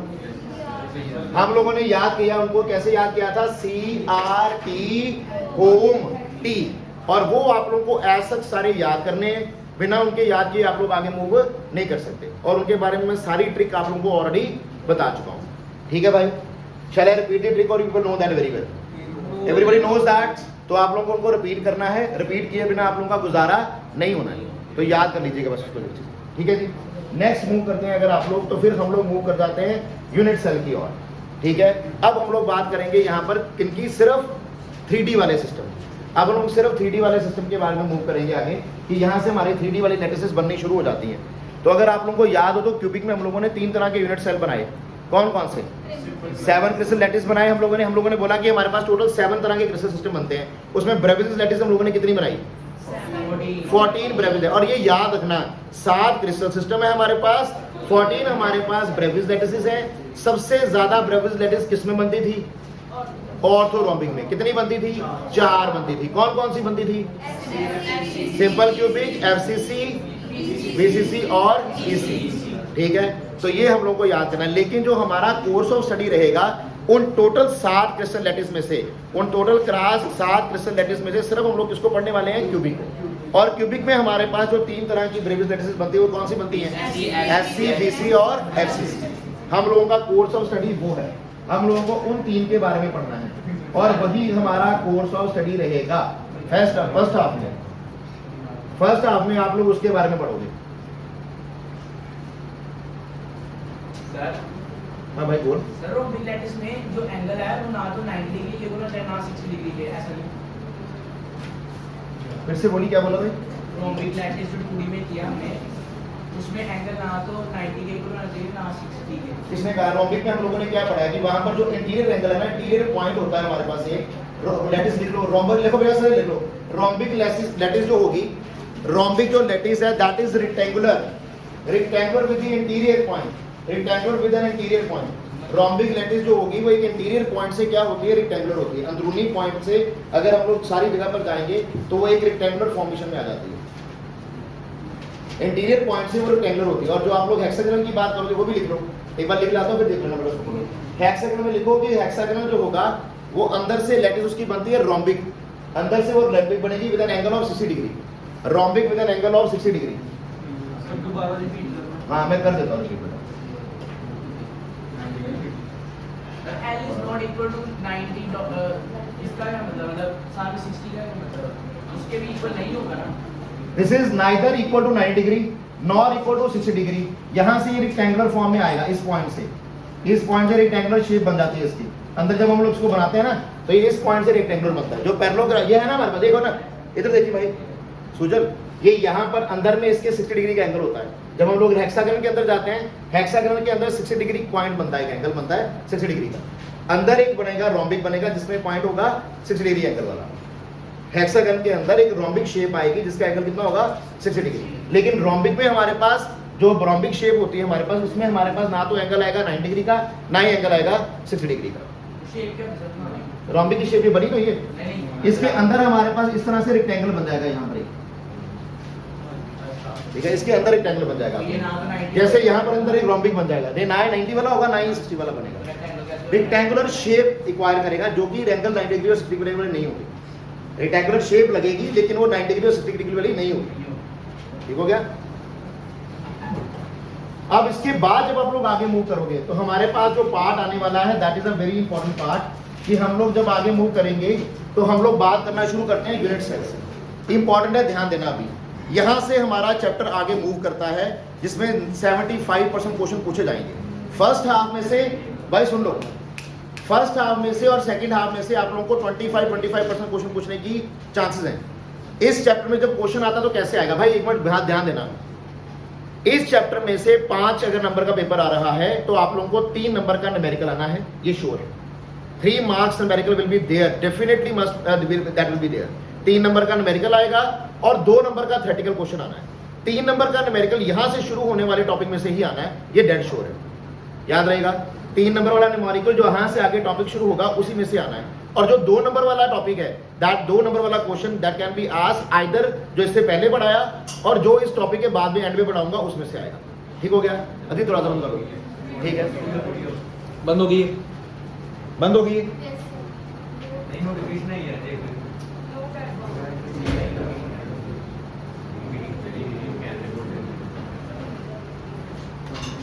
चला जाएगा। अभी अब ध्यान देना बेटा, यूनिट सेल को अगर आप लोग क्लासीफाई कर रहे हो तो आप लोग यूनिट सेल को क्लासीफाई कर रहे हैं 2 पार्ट्स में। यूनिट सेल पता लग गया क्या है। यूनिट सेल को ध्यान देना, सभी लोग जिन्होंने कुछ भी मिस किया होगा वो आप लोग पढ़ के भी काम कर लोगे, लेकिन ये मिस नहीं कर सकते आप लोग, क्योंकि ये आप लोगों के चैप्टर का कोर पार्ट है। इसके बिना आप लोगों के क्वेश्चन नहीं होंगे। वहां पर पेपर में आधा पेपर ही छूट जाएगा सॉलिड सेट में से। सॉलिड सेट में आधे से आधा पेपर छूट जाएगा अगर ये नहीं पढ़ा हुआ तो। प्रिमिटिव यूनिट सेल है, नॉन प्रिमिटिव यूनिट सेल में हम लोग क्या पढ़ते हैं तो हम लोग पढ़ेंगे सिंपल क्यूबिक। हमारे पास प्रिमिटिव क्या आएगा, सिंपल क्यूबिक। नॉन प्रिमिटिव में क्या आएगा आप लोगों के पास, एफसीसी, बीसीसी। फ्रैंकली स्पीकिंग जब हम लोग क्यूब की बात कर रहे हैं, फ्रैंकली स्पीकिंग जब आप लोग क्यूब की बात कर रहे हो तो क्यूब में 2 चीजें नहीं आती, 2 ही चीजें आती हैं सिर्फ नॉन प्रिमिटिव में। एक आएगा सिर्फ एफसीसी और एक आएगा बीसीसी।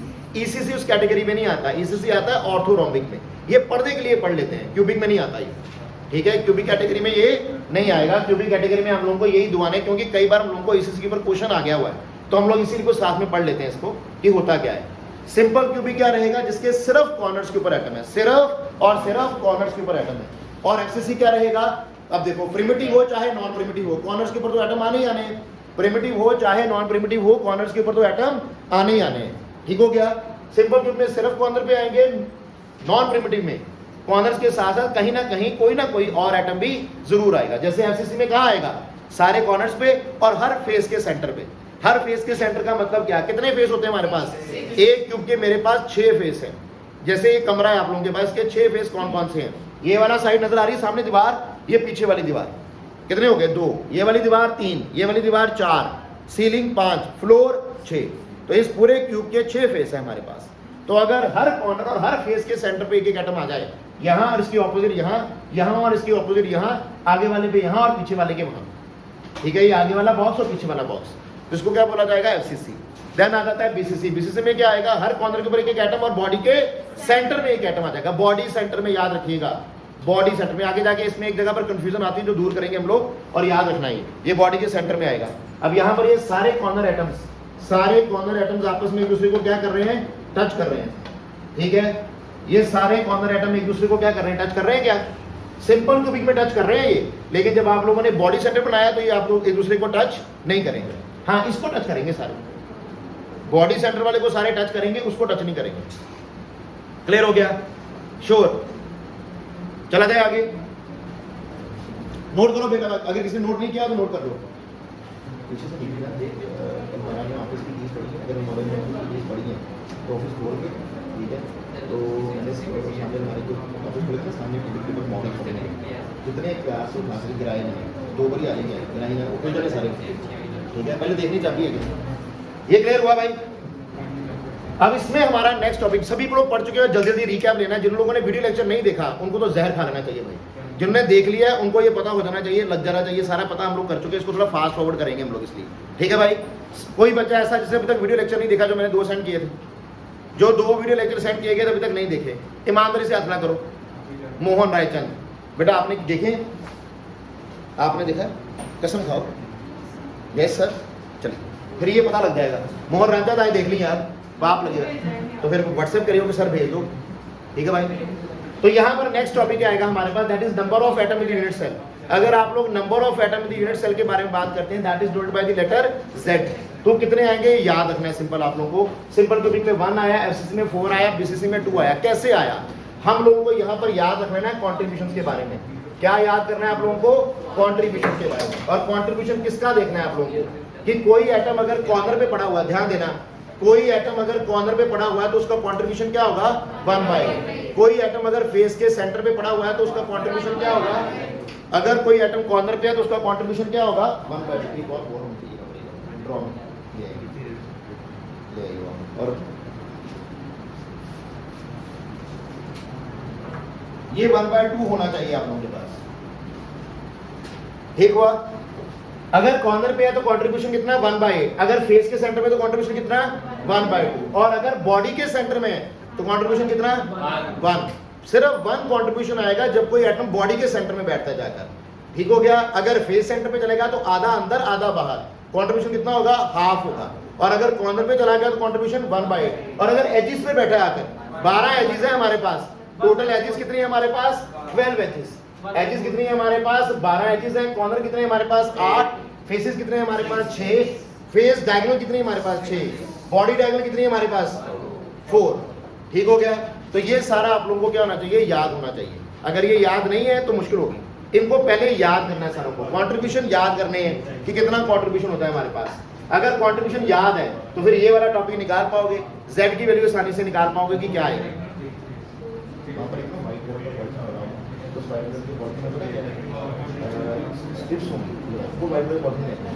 उसमें थोड़ा सामान है।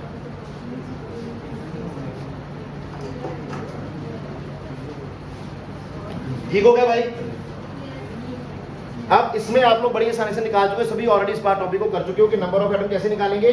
8 एटम कॉर्नर पे तो कंट्रीब्यूशन क्या आया? 8 × 1/8 is equals to 1। 8 atom corner पे प्लस 6 एटम फेस सेंटर पे, तो 8 × 1/8 plus 6 × 1/2 equal to 4 and so on. यहां पर आप लोग निकालिए। ये वी हैव ऑलरेडी डन। ठीक है, किसी को इसमें डाउट है तो दैट मींस उसने वीडियो लेक्चर नहीं देखा, और अगर नहीं देखा तो देखिए जरूर। नेक्स्ट आ जाएगा हमारे पास, अगर क्वेश्चन आते तो कैसे आते हैं। अब यहाँ पर एक क्वेश्चन में कंट्राडिक्शन थी, मैंने लिखवाया वो क्वेश्चन ऑलरेडी आप लोगों को कि कई किताबों में हो सकता है कि आप लोगों को जो डीपीपी आई उसमें भी इसका आंसर गलत लिखा हो, लेकिन कई किताबों में भी इसका आंसर गलत मिलेगा, लेकिन एक्चुअल में ऐसा नहीं है। आप लोगों को याद रखना कि जब आप लोग ऑल्टरनेट फेस सेंटर्स के बारे में बात करें तो ऑल्टरनेट फेस सेंटर आएंगे कोई 2 opposite faces. Alternate face centre में क्या आएगा?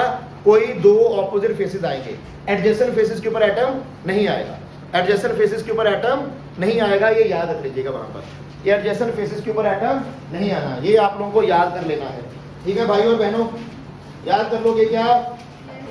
तो ये आप लोगों को याद रहना भी चाहिए, और नहीं होगा तो मुश्किल होगी, बाद में चीजों को हट जाओगे वहां पर। ठीक है, ऑल्टरनेट फेस सेंटर्स आया, that means face centre mean 2 opposite face centre का क्यूब। ठीक है, 2 ऑपोजिट फेस सेंटर्स की बात करोगे आप लोग वहां पर।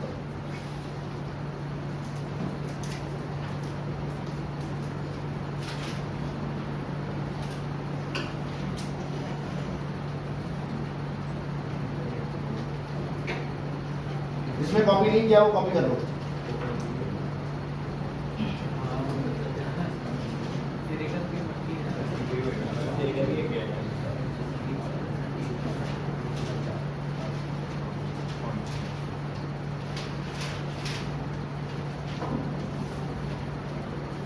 चला जाए आगे भाई। इससे आगे आप लोग मूव करेंगे तो आप लोगों को आना चाहिए जो बहुत इंपॉर्टेंट पार्ट है, that is the formula for the density of the unit cell.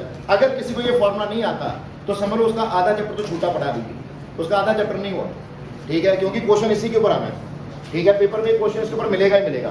That is density of a unit cell. Density of unit cell, किसी भी चीज की डेंसिटी निकालते हो mass upon volume, unit cell की density mass of the unit cell upon volume of the unit cell. Then हमारे पास क्या आया है, volume of the unit cell. Unit cell किस फॉर्म का है, अभी बताया कि यूनिट सेल किस फॉर्म का होता है, क्यूब की फॉर्म का। एवरी यूनिट सेल हमारे पास जो हम लोग पढ़ने वाले हैं वो सारे क्यूब है, चाहे वो एफसीसी है चाहे वो बीसीसी है, बनता वो क्यूब से ही है, ठीक है। वो क्या है, क्यूबिकल फॉर्म है। क्यूब की खास बात क्या होती है, क्यूब की सारी साइड्स क्या होती हैं, बराबर। क्यूब की सारी साइड्स और एजेस क्या होंगे, बराबर होंगे। और अगर हम किसके डिनोट कर रहे हैं, ए से, तो that will be called your age length. उसको हम लोग एज लेंथ के नाम से जानते हैं और साइड के नाम से जानते हैं। अब क्योंकि ये क्यूब जो होगा वो बहुत छोटा होता है, इसकी डिमेंशंस बहुत छोटी होती हैं, जिसको किससे रिप्रेजेंट करते हैं, पिकोमीटर से। It is represented by T, भाई ध्यान दें, ठीक है, एक बार रिकैप हो जाएगा अच्छा रहेगा, ठीक है। इसको बोलते हैं पिकोमीटर से रिप्रेजेंट करते हैं हम लोग, ए पिकोमीटर। अगर पिकोमीटर आया तो हम लोगों को उसको चेंज करना है, जो आंसर देना है आप लोगों को डेंसिटी का, वो देना है ग्राम पर सेंटीमीटर क्यूब में। किसमें आंसर देना है, ग्राम पर सेंटीमीटर क्यूब में। तो आप लोगों को उसको चेंज करना पड़ेगा सेंटीमीटर, और ये कन्वर्जन आनी चाहिए।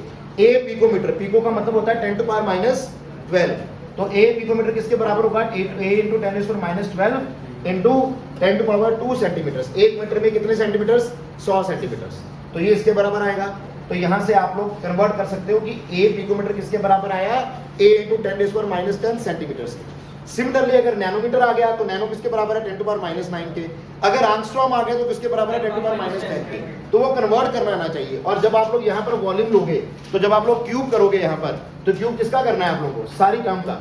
इसका भी क्यूब होगा, 10 to power -10 हुआ तो उसका भी क्यूब होगा, 10 to power -30 आएगा, -8 आया, -7 आया तो उसका भी क्यूब होगा, -21 आ जाएगा वहां पर। ये गलतियां बच्चे करते हैं नॉर्मली, और ये गलतियां नहीं होनी चाहिए, ठीक हो गया। तो ये गलतियां अगर आप लोग नहीं करोगे तो काम बना रहेगा, काम करते रहोगे, अच्छा काम करोगे। Then type of unit cell के बारे में हम लोगों ने पढ़ लेते हैं, पढ़ा है। इसमें कुछ भी पूछा जा सकता है, ये 4 वेरिएबल्स हैं, चारों में से कोई भी एग्जामिनर आप लोगों को पूछ लेगा। m निकालना आ जाएगा, z निकालना आ जाएगा, a क्यूब निकालना आ जाएगा, a निकालना आ जाएगा, ठीक है। तो कैसे निकालेंगे, m मींस मोलर मास, अगर एटम है तो एटॉमिक मास निकालना है, अगर मॉलिक्यूल है तो मॉलिक्यूलर मास निकालना है। अगर वॉल्यूम निकालने को बोला गया तो a क्यूब निकालना है, और अगर एज लेंथ निकालने को बोला गया तो a निकालना है। और अगर टाइप ऑफ यूनिट सेल पूछ लिया तो आप लोगों को z निकालना है, और अगर वो एग्जैक्ट नंबर नहीं आ रहा, 2 नहीं आ रहा, 3 नहीं आ रहा, उसके राउंड ऑफ आ रहा है, तो आप लोग उसको 2 या 4 ले लोगे भाई। अब इसके बाद जब हम लोग आगे मूव करेंगे तो z आप लोगों को पता लग जाना चाहिए। अगर हम लोग आगे मूव करें तो सिंपल क्वेश्चन तो डायरेक्ट ही निकल आते हैं, इन्हीं से निकल आते हैं, कोई बड़ी बात नहीं है। लेकिन कुछ क्वेश्चन में आप लोगों को एग्जामिनर सिर्फ z या सिर्फ a नहीं पूछेगा, वो आप लोगों को पूछेगा डिस्टेंस बिटवीन कटायन एंड अनायन। वो आप लोगों को पूछ लेगा कटायन और अनायन में दूरी क्या है, आप लोगों को कटायन और अनायन के बीच का डिस्टेंस पूछ लेगा एग्जामिनर। यानी कि आप लोगों को पूछेगा कि what is the distance between K positive and F negative. अगर ये पूछ लिया आप लोगों को, तो फिर आप लोग ऐसे क्वेश्चन कैसे करोगे। ऐसे क्वेश्चन के लिए हम लोगों को 3 चीजों का आना जरूरी रहता है, और वो होता है कि हम लोगों को रिलेशन आना चाहिए ADR के बीच में। अब what is ADR, here will be talking about, बस here will be talking about 3 variables, और वो 3 वेरिएबल कौन कौन से रहेंगे, एक a रहेगा, एक d रहेगा और एक r रहेगा। अगेन दिस थिंग हम लोग ऑलरेडी कर चुके हैं, और ये आप लोगों को वीडियो लेक्चर सेंड भी कर चुका हूं मैं। आप लोग वहां से डेरिवेशन कैसे करते हो ADR की, यहां पर अगर मैं दिखाऊं आप लोगों को, तो एक ही मैंने डेरिवेशन किया, रिलेशनशिप बिटवीन ADR। अब आप लोगों को पता होना चाहिए a क्या है, d क्या है, r क्या है। a हमारे पास क्या है, एज लेंथ, सभी जान चुके हैं अभी। r हमारे पास क्या होता है, रेडियस ऑफ एन एटम। अगर वो कटायन है तो रेडियस ऑफ कटायन, अगर वो अनायन है तो रेडियस ऑफ अनायन आएगा। और d यहाँ पर क्या है, very important thing, d is called as nearest neighbour distance. सबसे करीब, सबसे करीब के जो 2 एटम्स हैं उनके सेंटर्स के बीच की दूरी, दैट इज सबसे करीब के 2 एटम्स के सेंटर्स के बीच की डिस्टेंस, उसको हम लोग क्या बोलेंगे, that will be called as nearest neighbour distance. उसको हम लोग नियरेस्ट नेबर डिस्टेंस के नाम से जानते हैं। और ये कम से कम दूरी होती है, ठीक है। आप लोगों को कम से कम वाली दूरी लेनी है, ठीक है, कि कितनी आ रही है हमारे पास 2 नियरेस्ट नेबर डिस्टेंस के बीच में दूरी कितनी है, उनके सेंटर्स के बीच का डिस्टेंस क्या है। अब अगर मेरे पास सिंपल क्यूब है, तो सिंपल क्यूब के लिए हम लोग बोलते हैं कि ये चारों सफेयर आपस में क्या कर रहे हैं, टच कर रहे हैं, ठीक है। ये चारों सफेयर ऊपर वाले टच कर रहे हैं, चारों नीचे वाले भी टच कर रहे होते हैं, ठीक है। अगर ये चारों टच कर रहे हैं तो हम लोग यहाँ से इनका क्या निकाल सकते हैं, क्या ये वाला पार्ट यहाँ से लेके यहाँ तक एज लेंथ है, और अगर ये दोनों सफेयर टच कर रहे हैं और ये दोनों सफेयर का सेंटर पॉइंट है, ये वाला येलो वाला पॉइंट यहाँ पर जिसको मैं कलर चेंज कर रहा हूँ, ये वाला पॉइंट आप लोगों का क्या है, सेंटर है। ये वाला पॉइंट इसका सेंटर है, ये वाला पॉइंट इसका सेंटर है। सेंटर है स्फीयर का, ठीक है। तो फिर हमारे पास ये पूरी लाइन ए क्या है, एज लेंथ है। क्या मैं कह सकता हूँ कि जो एज लेंथ ए में 2r के बराबर है, इन दोनों के रेडियस सेंटर से लेके यहाँ तक की दूरी, सेंटर से लेके वहां तक की दूरी, क्या ये 2r के बराबर है? ये किसके बराबर है? 2r के बराबर है। तो for simple cubic from the figure we can say that a is equal to 2r। और d क्या था आप लोगों का? d बताया गया, d is nearest neighbour distance. Nearest neighbour distance d क्या इस a के बराबर नहीं है? सोच के देखो जरा, दिखाई दे रहा है आप लोगों को क्या ये d a के बराबर नहीं आ रहा? तो मैं क्या कह सकता हूँ कि d जो आप लोगों का क्या है, नियरेस्ट नेबर डिस्टेंस है, वो किसके बराबर आया? आ गया बेटा, बोलिए भाई लोग। तो ये उसके बराबर आ जाएगा, नियरेस्ट नेबर डिस्टेंस, ये उसके बराबर आ जाएगा। ठीक हो गया भाई, चला जाए आगे। d बराबर a, r बराबर a/2। नेक्स्ट क्या है मेरे पास? अब इसी तरह अगर आप लोग चाहो तो FCC के लिए निकाल सकते हो। FCC में क्या होगा कि एक एटम फेस के सेंटर में आ जाएगा। जब आप लोगों का एक एटम फेस के सेंटर में आ जाएगा, वो कैसे करोगे फिर आप बताओ जरा, कैसे करेंगे बताओ? अगर हम लोग बात कर रहे हैं FCC के बारे में, हम लोगों ने क्या बोला कि FCC में क्या आएगा, सभी के कॉर्नर के ऊपर एटम और एक एटम फेस के सेंटर में आ जाएगा। अब जब एक एटम फेस के सेंटर में आ गया, ठीक है, तो बाकी वाले दोनों क्या हो जाएंगे, दूर हो जाएंगे। बाकी जो फेस के ऊपर 4 एटम थे वो दूर हो जाएंगे, ठीक है। फॉर एग्जांपल हम लोगों ने इसको बनाया भी था कि अगर मान के चलो आप लोग कि ये आप लोगों के पास 4 एटम है, सिर्फ आप लोग ये वाले 4 देखो, अभी ये वाले 4 इनको छोड़ दो, ये वाले 4 देखो सिर्फ। अब इन चारों के पीछे भी 4 एटम है, और अगर मैं इस फेस को इस तरह से देखूं तो ये एक फेस नजर आ रहा है। अब इस फेस में अगर आप लोग जबरदस्ती एक एटम घुसाओ, इस फेस में अगर आप लोग मान लो कि मैं जबरदस्ती एक एटम घुसा रहा हूं यहां पर, ठीक है, और इसका साइज उसके बराबर है, ठीक है। मान लो मैं एक एटम जबरदस्ती घुसाऊंगा तो ये टूट नहीं जाएगा, ये दूर जाने जाएंगे ना, चारों दूर हो जाएंगे एक दूसरे से। अगर मैं इसके अंदर घुसा दूंगा इसको तो ये चारों दूर हो जाएंगे, लेकिन अब किसको टच करेंगे, इसको, ये चारों इसको टच नहीं कर रहे। तो आप लोगों का जो नियरेस्ट नेबर डिस्टेंस है वो यहाँ से आएगा।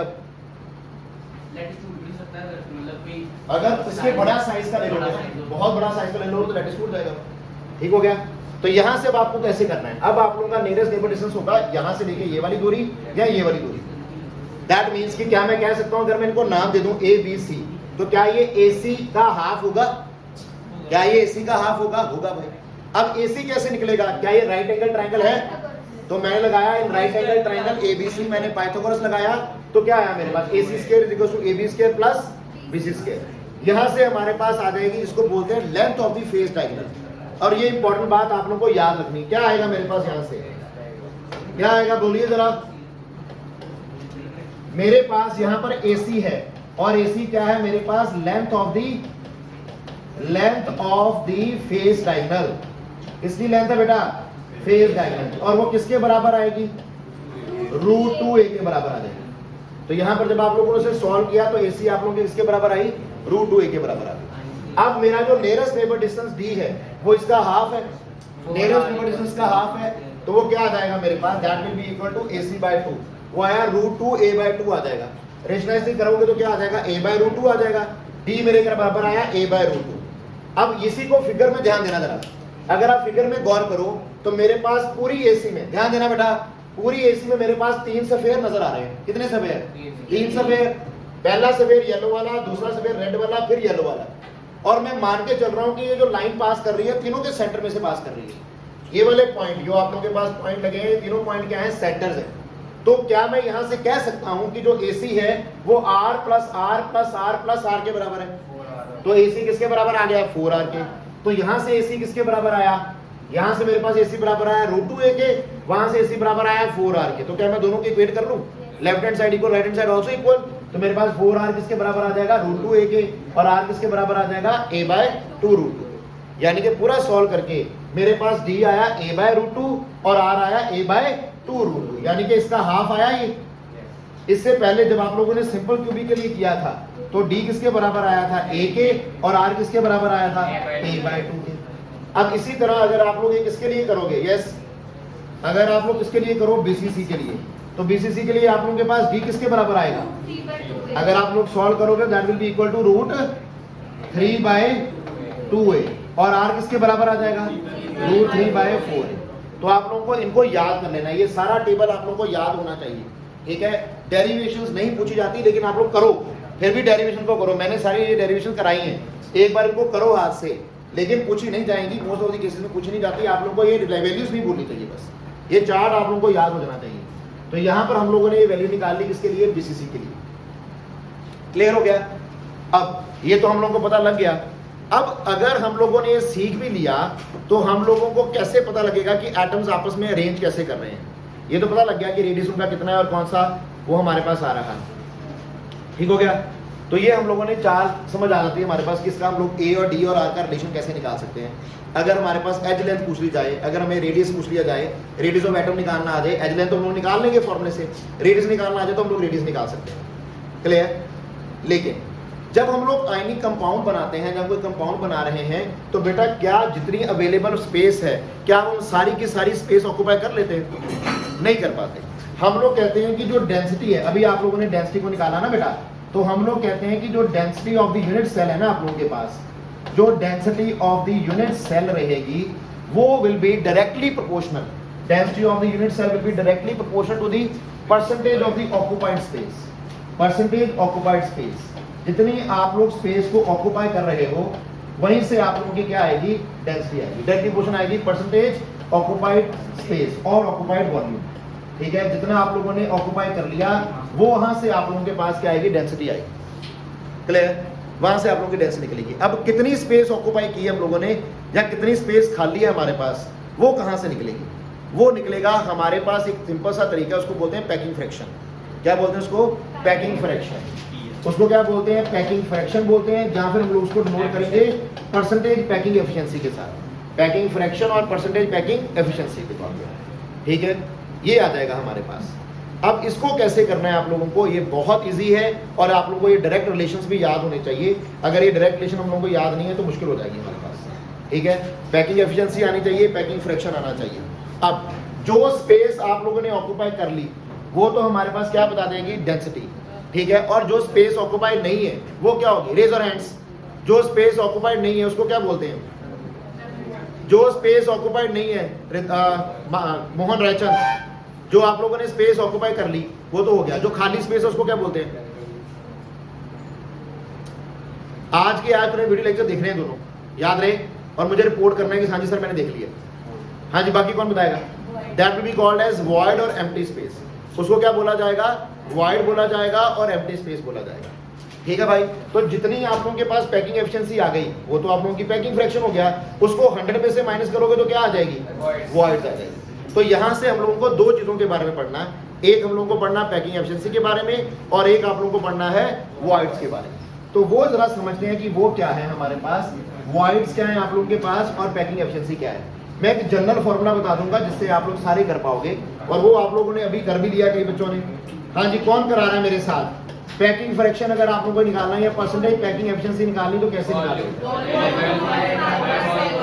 Very good. अगर आप लोगों को पैकिंग एफिशिएंसी निकालनी है, किसी भी चीज की पैकिंग एफिशिएंसी निकालनी है तो कैसे निकालोगे? पैकिंग एफिशिएंसी निकालने का सिंपल तरीका क्या है हमारे पास? सिंपल तरीका इज, यस कौन बोल रहा है? हम लोग सिंपली बोले that will be equal to available volume या फिर volume available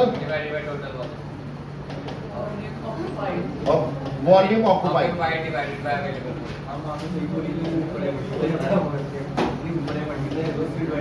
volume occupied by volume available, ये कर लेंगे हम लोग। Can we write like this? Volume occupied by volume available. Now volume available कितना है? देखो हम लोग बात कर रहे हैं सारे क्यूब्स की। फर्स्ट हाफ में we are talking about only cubes. पहले हाफ में हम लोग सिर्फ क्यूब के बारे में बात कर रहे हैं, और क्यूबिकल फॉर्म में कौन कौन सा? सिंपल क्यूबिक, और किसकी बात कर रहे हैं आप लोग? एफसीसी के बारे में, और आप लोग बात कर रहे हैं बीसीसी के बारे में। हम लोग इन तीनों के बारे में बात कर रहे हैं। तो पैकिंग एफिशिएंसी जब आप निकालेंगे तो हमारे पास फॉर्मूला क्या आने वाला है? वॉल्यूम अवेलेबल आएगा ए क्यूब और वॉल्यूम ऑक्यूपाइड, कितना वॉल्यूम आप लोगों ने ऑक्यूपाई किया। अब ये 3 डिमेंशन की बात हो रही है, याद रखिएगा। When we are talking about 3 dimension तो हम लोग यहाँ पर लेते हैं सफेयर। अरमान थोड़ा सा बंद कर दे बेटा। हम लोग वहां पर लेते हैं सफेयर्स। क्या लेंगे? सफेयर। अब आप लोग मान लो कि आप सारे क्या हो? सफेयर हो। जैसे ये यहाँ पर हमारे पास क्या है? सफेयर है, दीज आर सफेयर्स ना। तो मैंने इसका वॉल्यूम निकालना है कि किसी एक का वॉल्यूम कितना है, जहाँ ये तीनों जाने कितना वॉल्यूम ऑक्यूपाई कर रहे हैं। तो अगर मुझे निकालना है कि ये 3 जाने कितना वॉल्यूम ऑक्यूपाई कर रहे हैं तो मैं कैसे निकालूंगा? जहाँ तो मैं तीनों का वॉल्यूम अलग अलग निकाल के ऐड करूँ, और अगर ऐसा करूँगा तो वो बेवकूफ़ी होगी। अगर ये आइडेंटिकल है तो मैं किसी एक का निकाल लूँ और 3 से मल्टीप्लाई कर दूँ, isn't it? That must be the right way ना। तो मैं क्या करूँगा, ध्यान दीजिएगा बेटा, तो मैं क्या करूँगा कि यहाँ पर आप लोग क्या करने वाले हैं, आप लोग निकालोगे वॉल्यूम निकालने के लिए, volume of one sphere, volume of one sphere. Aarush बोलो मत बेटा, volume of one sphere multiply by number of atom in the unit cell. पूरे यूनिट सेल में कितने नंबर ऑफ एटम है उसको मल्टीप्लाई कर दूं किसके साथ, वॉल्यूम ऑफ वन स्फीयर के साथ। और number of atom in unit cell को कैसे नोट करते हैं हम लोग, Z से, ठीक है। और वॉल्यूम ऑफ वन स्फीयर कितना होता है, that is 4/3 pi r cube. ये यहां पर आ जाएगा, यहां पर क्या आया, a क्यूब आया, इजंट इट बेटा? यहां पर आपके पास a क्यूब है। बस ये आप लोगों को फॉर्मूला याद हो, आप ये तीनों के लिए निकाल सकते हो। अब यहां पर हम लोग बात कर रहे हैं 3D अरेंजमेंट की सारी, ठीक है। तो ये तीनों निकल आएंगे। 3D में हम लोगों को क्या लेना है, सफेयर लेना है, और हम लोगों को 2D की बात करेंगे तो क्या लेना है, डिस्क लेना है। 2D में इनको क्या लिया जाएगा, डिस्क, और 3D में क्या लेगा, सफेयर। और अगर हमारे पास पैकिंग फ्रैक्शन की बात आ रही है या पैकिंग एफिशिएंसी की बात आ रही है, तो जब आप लोग 3D में बात कर रहे हो तो आप लोग वॉल्यूम लेते हो, लेकिन जब आप 2D की बात कर रहे हो तो आप लोग क्या लोगे, एरिया। 2D में आप लोग एरिया लोगे, 3D में आप लोग क्या लोगे, वॉल्यूम लोगे। 2D में एरिया, 3D में वॉल्यूम। तो यहां पर हमारे पास ये आ जाएगा। अब क्या करोगे आप लोग, कुछ नहीं करने का, सिंपल आप लोगों को रिलेशन याद रखने का है। अगर परसेंटेज निकाल रहे हो तो मल्टीप्लाई बाय क्या आ जाएगा, 100 आ जाएगा। अब सिंपल क्यूबिक के लिए z की वैल्यू हमारे पास क्या है, सिंपल क्यूब के लिए हमारे पास z की वैल्यू क्या है, फिक्स है, बताओ जरा।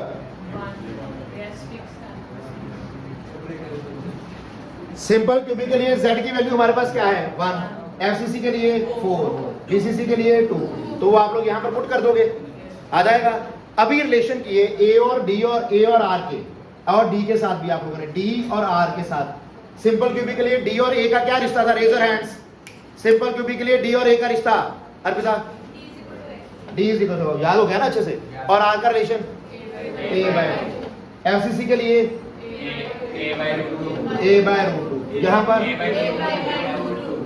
यहाँ पर यहाँ पर, अब सबको याद है।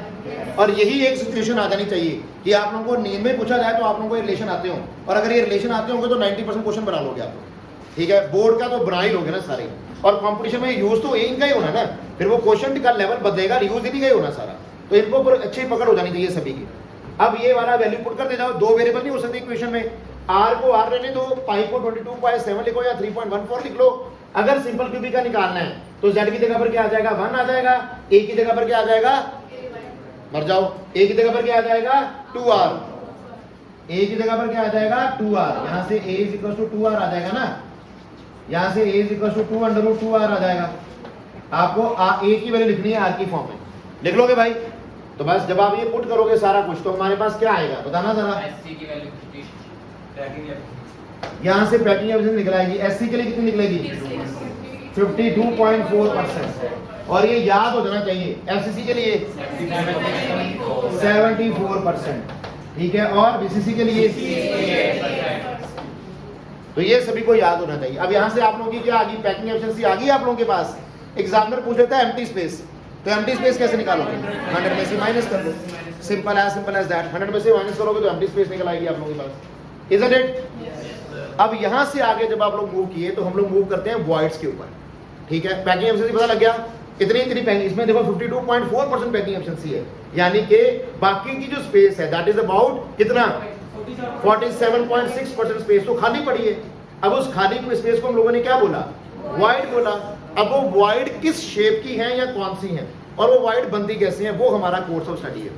पहले तरह की वॉइड कैसे आती है, अगर मैंने लीनियर लगा दिया, ये मैंने चीजें लीनियर लगा दी, ठीक है। अगर मैं 1 डिमेंशनल एरे बना रहा हूं चीजों का, अगर मैं 1 डिमेंशनल एरे बना रहा हूं तो मैं ऐसे बनाऊंगा, ये मेरे 1 डिमेंशनल, यहाँ पर ये वाली जगह खाली रह रही है कि नहीं, these depressions will be called as voids. और अगर मैं 2 डिमेंशन में जाता हूं तो मैंने 2 डिमेंशन, ध्यान देना, अभी 1 डिमेंशन में 2 डिमेंशन में गया तो मैंने क्या किया कि इसके ऊपर एग्जैक्टली एक और एरे लग दिया, तो ये मेरे पास क्या बन जाएगा, 2 डिमेंशनल एरे बन गया। अब इसको नाम क्या देंगे आप, अगर मैं इसके ये पहले वाले 4 या बीच वाले 4 पकड़ूं, एंड वालों को छोड़ दिया करो, एंड वालों को छोड़ दो, बीच वाले पकड़ो बस। अगर मैं बीच वाले पकड़ूं तो क्या स्केयर बन रहा है, ये इसको बोला जाएगा स्केयर क्लोज पैकेजिंग इन 2D। क्या बोला जाएगा? Square close packaging in 2D, isn't it? क्या ये स्केयर क्लोज पैकेजिंग इन 2D है? क्लियर हो गया? श्योर। अब ये आ गई हमारे पास पहले 1 डिमेंशन में, ये आ गया 2 डिमेंशन में स्केयर क्लोज पैकेजिंग। अगर स्केयर क्लोज पैकेजिंग में मैं थोड़ा सा अपना अरेंजमेंट बदल दूं, दैट मीन्स कि अब मैं जो सेकंड लेयर रख रहा हूं मैं एग्जैक्टली इसके ऊपर नहीं रख रहा, मैं इसकी डिप्रेशन में रख दूं। मैं इसकी कहां पर रख रहा हूं? डिप्रेशन में रख रहा हूं। ठीक है, तो इसका मैं डिप्रेशन में रख रहा हूं और तीसरी लेयर मेरे पास आई, मान लो ये तीसरी लेयर है, वो उसके ऊपर फिर से एग्जैक्टली मैंने रख दिया, ये यहां पर आई, तीसरी लेयर मेरे पास ऐसे आई फिर से। ठीक है, तो वो मेरे पास बनेगा आप लोगों के पास हेक्सागोनल क्लोज पैकेजिंग, तो वो मेरे को देती है हेक्सागोनल क्लोज पैकेजिंग दे देगी। That will be giving me an hexagonal close packaging. तो वो हमारा टॉपिक रहेगा कि हमारे पास 2 तरह की या 3 तरह की अगर अरेंजमेंट बनती है तो वो कौन कौन सी अरेंजमेंट बन रही है हमारे पास।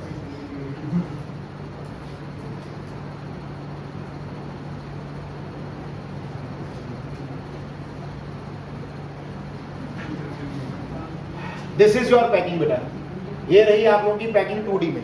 पहला मैंने एक लेयर लिया, एरे लिया 1 डिमेंशन में, अगर मैं एग्जैक्टली उसके ऊपर ही रख दे रहा हूं तो मेरे पास वो क्या बन रहा है? Square close packaging. और अगर मैं उनकी वॉइड्स के बीच में रख रहा हूं, जैसे मैंने अभी रख के दिखाया था कि मैं इसके एग्जैक्टली ऊपर नहीं रख रहा, मैं एग्जैक्टली ऊपर नहीं, इसकी वॉइड्स के बीच में रख रहा हूं। ठीक है ना, तो वो बनेगा मेरे पास hexagonal close packaging. Third layer वापस से सेम आ जाएगी, तो वो ये बन जाएगा हेक्सागोनल क्लोज पैकेजिंग। ठीक हो गया, ये बन जाएगा हेक्सागोनल। और टाइप कौन सी आएगी? ये वाली टाइप कौन सी आएगी? This will be AA type, ये वाली ABA type in 2D। ABA type that is hexagonal close packaging in 2D आएगी। यहां पर अगर मैं सेंटर्स को मिला दूं तो क्या बन रहा है? हेक्सागन बन रहा है। डन। यहां पर क्या बन रहा है? स्क्वायर बन रहा है। अगर मैं यहां पर Z इफेक्टिव निकालूं तो मेरे पास नंबर ऑफ एटम, ये एक यूनिट सेल बना, यहां से इनको चारों एटम को मिलाकर एक यूनिट सेल बना। इसका Z इफेक्टिव क्या आएगा? दैट इज हर कॉर्नर पे बैठा हुआ एटम कितना कंट्रीब्यूट कर रहा है, ये याद रखना। स्क्वायर में, क्यूब में 1/8 करता है, स्क्वायर में इसका कंट्रीब्यूशन क्या होगा? 1/4 होगा। तो 1/4, 4 एटम लगे हैं तो 1/4 × 4 कितना हो जाएगा? 1। इस केस में हेक्सागन अगर क्यूब के केस में 1/8 करता है, लेकिन हेक्सागन के केस में कितना करता है? 1/3 करता है। और कितने एटम लगे हैं यहाँ पर? 6। तो 6 × 1/3। यहाँ पर जो हमारे पास कंट्रीब्यूशन रहेगा एक एटम का यूनिट सेल में वो 1/3 है। यहाँ पर जो कंट्रीब्यूशन रहेगा वो कितना है? 1/4 है। क्यूब के केस में 1/8 होता है कॉर्नर में बैठे एटम का। क्यूब के केस में 1/8, हेक्सागन के केस में 1/3, स्क्वायर के केस में 1/4। तो यहां से Z इफेक्ट निकालोगे तो कितना आ जाएगा? 1/3 कॉर्नर्स पे, 6 कॉर्नर है तो 1/3 × 6 किया तो कितना आ गया? 2 आ गया। एक बीच में बैठा है एटम, पूरा का पूरा बैठा है, तो उसका कंट्रीब्यूशन क्या आएगा? 1। 1 × 1 कितना हो गया? 1। तो 2 + 1 कितना हुआ? 3। ठीक हो गया। ये हेक्सागोनल क्लोज पैकेजिंग का केस है। किसका केस है? हेक्सागोनल क्लोज पैकेजिंग का। Am I clear? और ये कौन सा? 2D वाला केस है। ये कौन सा केस है? 2D वाला। 2D में अगर पैकिंग एफिशिएंसी निकाली है तो area occupied upon area available, area occupied upon area available आएगा। डन आएगा, याद रहेगा। Area occupied upon area available रखेंगे आप लोग, इसमें गलती नहीं करेंगे आप लोग। ठीक हो गया। अब इसी तरह जब आप लोग 3D में गए, अब ये बड़ा इंपॉर्टेंट पार्ट है क्योंकि यहां पर बच्चे हो जाते हैं कंफ्यूज, होगी आप लोगों को नहीं होना। अब हम लोगों ने 3D को बनाना कहां से शुरू करना है? 3D को बनाना शुरू करना है 2D से। तो 2D वाला ही पहले अरेंजमेंट लेके आओ। पहले आप लोगों को 2D वाला कौन सा अरेंजमेंट चाहिए? ये वाला अरेंजमेंट, जिसमें मेरे पास क्या था? स्क्वायर बन रहा था। ये 2D वाला पहला अरेंजमेंट। ठीक है, ये एक एरे आ गया मेरे पास। अब इमेजिन क्या करना है कि इसी एरे के सामने, इस एरे के सामने ऐसा ही एक और एरे पड़ा होगा आगे। इसी एरे के सामने ऐसा ही एक और एरे आप लोगों ने सामने रख दिया। इस एरे के सामने ऐसा ही एक और एरे रख दिया इसके ऊपर। ठीक है, और अगर मैं उसको रखूंगा तो वो क्या बनेगा मेरे पास? वो बनेगा मेरे पास क्यूब। आप लोग अगर आगे से देखोगे तो आप लोगों को ये वाले 4 एटम नजर आएंगे। इनके ऊपर ऐसे ही 4 एटम और पड़े हुए हैं, तो 4 एटम और 4 एटम मिलके क्या बनाएंगे? क्यूब बना देंगे। तो वो बन जाएगा मेरे पास सिंपल क्यूबिक। वो मेरे पास क्या बन जाएगा? Simple cubic. That will B resulting in a simple cube. और सिंपल क्यूब के बारे में हम सारी जानकारी इकट्ठा कर चुके हैं। सिंपल क्यूब के बारे में सारी जानकारी इकट्ठा कर चुके हैं हम लोग ऑलरेडी। क्या क्या जानकारी इकट्ठी की? बोलो। कोऑर्डिनेशन नंबर निकाल चुके हैं, पैकिंग फ्रैक्शन निकाल चुके हैं, वेकेंट स्पेस निकाल चुके हैं, relationship between A and R निकाल चुके हैं आप लोग। ठीक हो गया। नेक्स्ट पॉसिबिलिटी क्या है? नेक्स्ट पॉसिबिलिटी क्या बनेगी? अब वो बनेगी SCP 2D से। अरमान बता कौन सी होगी? अब वहां पर दो ध्यान देना बेटा। अब यहां से आगे वाला काम ज्यादा इंपॉर्टेंट है, ध्यान दीजिए। अगर मेरे पास HCP2D है, HCP2D से आगे मेरे पास जो अरेंजमेंट बनेगा वो दो बनते हैं। सिंपल क्यूबिक वाले से मेरे पास एक ही अरेंजमेंट बनता है 3D वाला, वो कौन सा? क्यों अगर आप स्क्वायर क्लोज पैकेजिंग की बात करो तो स्क्वायर क्लोज पैकेजिंग से मेरे पास एक ही अरेंजमेंट बनता है, और कौन सा बनता है? ये वाला सिंपल क्यूब। ये कहां से बना? ये बना स्क्वायर क्लोज पैकेजिंग इन 2D से, स्क्वायर क्लोज पैकेजिंग इन 2D से मेरे पास बना ये वाला अरेंजमेंट 3D वाला, और ये क्या बना मेरे पास? Simple cube. ठीक हो गया। अब मैं कब काम कर रहा हूं कोई और काम, एक स्पेशल लेयर में बना के ले रहा हूं, दूसरा चीज में ले आ रहा हूं, उसमें मैं क्या कर रहा हूं बताइए जरा। जो वर्ड्स है ए और बी इसको बोल कर सी लेयर में ए और बी की वर्ड। हाँ, अब हम लोग क्या करेंगे कि पूरा एक स्क्वायर क्लोज पैकेजिंग के आगे आप लोगों ने स्क्वायर क्लोज पैकेजिंग रख दी, तो वो आप लोगों के पास बन गया क्यूब। अब आप लोग दूसरी तरह के प्रैक्टिस में आओगे। जो हमारे पास क्या था, अब ध्यान देना, मेरे पास क्या था? हेक्सागन। अब हेक्सागन कैसे बना था आप लोगों के पास? This is your hexagon. ये मेरे पास क्या है? हेक्सागन बना ना मेरे पास। ये देखो, ये सेंटर वाला एटम था। अगर मैं हेक्सागन की बात करूं तो ये आप लोगों के पास हेक्सागन है। ये सेंटर वाला एटम आप लोगों के पास ऑरेंज वाला है। ये 6 जो उसको टच कर रहे हैं, 1 2 3 4 5 6। ठीक हो गया, ये हेक्सागन है। अब जो आप लोगों को बनाना है next arrangement hexagon close packing से कैसे करना है कि आप लोगों ने एक हेक्सागन लिया, अब इसकी वॉइड्स को कवर करना है आप लोगों ने। जब आप लोग इसकी वॉइड्स को कवर कर रहे हो, इसकी वॉइड्स को कवर करने के लिए मैंने ये वाले 3 सफे रख दिए जो इसकी वॉइड्स को कवर करें। ठीक है, जो वॉइड्स नजर आ रही है ना, ये वाली, ये आप लोगों को खाली जगह नजर आ रही होंगी बीच में से, उनको कवर करने के लिए मैंने ये वाले एटम रख दिए, इसके ऊपर रख दिए।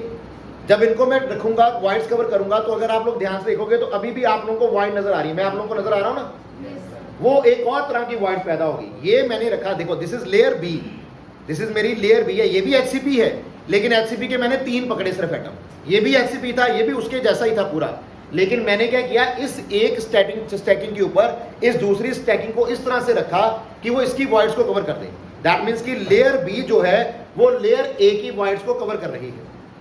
ठीक है भाई, लेकिन स्टिल मेरे पास कुछ वॉइड्स रह रही है ना बेटा। उन वॉइड्स को कवर करने के लिए मैं एक और HCP की लेयर रखूंगा।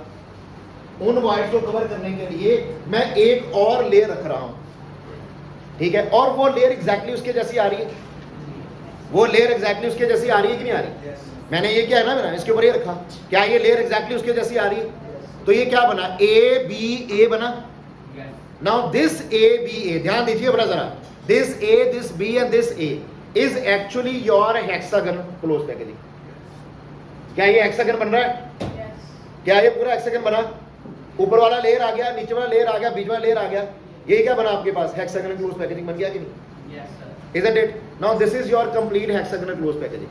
अब इस hexagonal close packaging में ये वाले एटम कहां पर हैं? कॉर्नर्स के ऊपर। तो ये वाले एटम कहां पर हैं? कॉर्नर्स के ऊपर। ये वाला एटम कहां पर है? फेस सेंटर पे। ये वाला एटम भी कहां पर है? फेस सेंटर पे। ठीक हुआ कि नहीं? हाँ जी, आ जाएगा 12। अब ये 12 कैसे आएगा? अरेंजमेंट क्या था?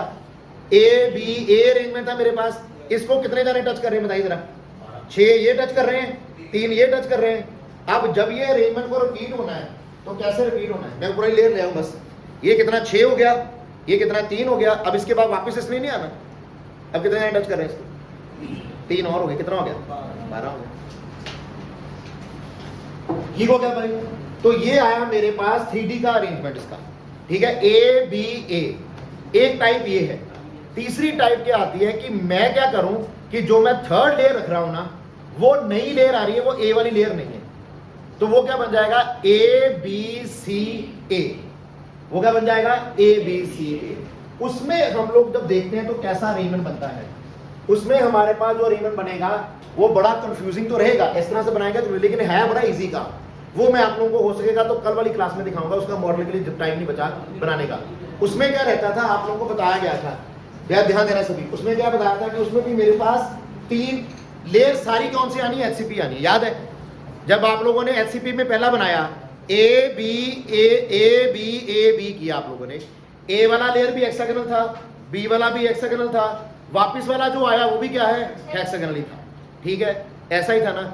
अब जब आप लोगों ने नेक्स्ट टाइप ऑफ अरेंजमेंट बनाना है, और वो अरेंजमेंट बनना है आप लोगों के पास FCC अरेंजमेंट। उसमें क्या बनना है कि लेयर A वो भी HCP आएगी, लेयर बी वो भी HCP आएगी, लेयर सी वो भी HCP आएगी, वापस से उसके ऊपर क्या आएगा, लेयर ए, और वो भी क्या आनी है, HCP आनी है।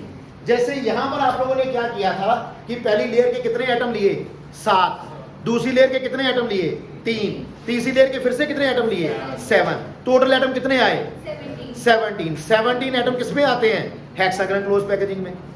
ठीक हो गया। इसमें आप लोग क्या करेंगे, इसमें आप लोग करेंगे कि पहली लेयर के आपने कितने एटम लेने हैं, पहली लेयर के आप लोग एटम लेंगे 1, कितने लेने हैं आप लोगों ने, 1, दूसरी लेयर के कितने लेने हैं, 6, तीसरी लेयर के भी कितने लेने हैं, 6, ये कल बनाएंगे हम लोग, क्लास में बनाएंगे इसको, और चौथी लेयर के वापस से कितने लेने हैं, 1 लेना है। तो टोटल एटम कितने आए, 49। और अगर आप लोग को याद हो तो मैंने सिखाया भी था ये, आप लोग इसको यहां से देख सकते हो कि ये वाला ए एटम आया मेरे पास, एक एटम, ये मैंने एक एटम लिया, और ये मैंने एटम कितने लिए, 1 2 3 4 5 6, येलो वाले कितने लिए मैंने, 6, फिर पर्पल वाले कितने लिए, 6, फिर ये कितना लिया, 1। ठीक है, अब ये पोजीशंस ले लेते हैं अपने आप, दे will be taking position in space, और ये क्या बनाएंगे, FCC लैटिस बना लेंगे पूरी। FCC कैसे बनी, देखो हर कॉर्नर के ऊपर एक एक एटम है, हर फेस के सेंटर में एक एक एटम है, हर फेस के सेंटर में एक एक एटम आया, यहाँ यहाँ यहाँ यहाँ, ठीक है, यहाँ और यहाँ, हर कॉर्नर में भी एक एटम हो गया, हर फेस के सेंटर में भी एक एटम हो गया, तो ये क्या बन गया, FCC बन गया। ये क्या बन गया, FCC बन जाएगा। Am I clear? ठीक है। अब यहां से आगे जब आप लोग मूव करते हैं तो हम लोगों ने HCP के बाकी सारी फॉर्मेशन को भी बनाया। कैसे बनाया था आप लोगों ने, ड्राइंग बना के दिखा था इसका, मॉडल के साथ। अभी तो क्या बोला भाई, सुन तो ले पहले मैंने क्या बोला, ये अभी वो बन नहीं पाया। उसके लिए मुझे 6 सफेयर चाहिए होंगे एक लाइन में, तो मेरे पास 6 एक लाइन में नहीं है, और वो इस अरेंजमेंट में चाहिए भाई मेरे को। अगर होता तो मेरे को शौक थोड़ी था कि नहीं बताने का, मैं बता देता भाई। ठीक है, या फिर वीडियो निकालना पड़ेगा। वीडियो से अच्छा है कि मैं आप लोगों को बनाकर दिखाऊंगा, बनाकर दिखाऊंगा, तो मैं बनाकर दिखाऊंगा आप लोगों को, उसके वेट करो। जैसे ये है ना बेटा, मुझे ऐसा चाहिए होगा अरेंजमेंट, ये देख ले, ये समझ भाई, 1 मिनट, मुझे ऐसा अरेंजमेंट चाहिए होगा। अगर आप लोगों को सीखना है तो आप लोगों को ऐसा सीखना है, वो ये बनेगा एक सफेयर, ठीक है। इसके ऊपर मेरे पास आने हैं 6 सफेयर, कुछ इस तरह से, 1 2 3, ठीक है। उसके ऊपर फिर से मेरे पास आएंगे 2 सफेद। ये पीछे वाले का कलर आप लोगों को चेंज करना पड़ेगा, वैसे मैं ऑलरेडी बना चुका हूँ, मैं रफली बना देता हूँ।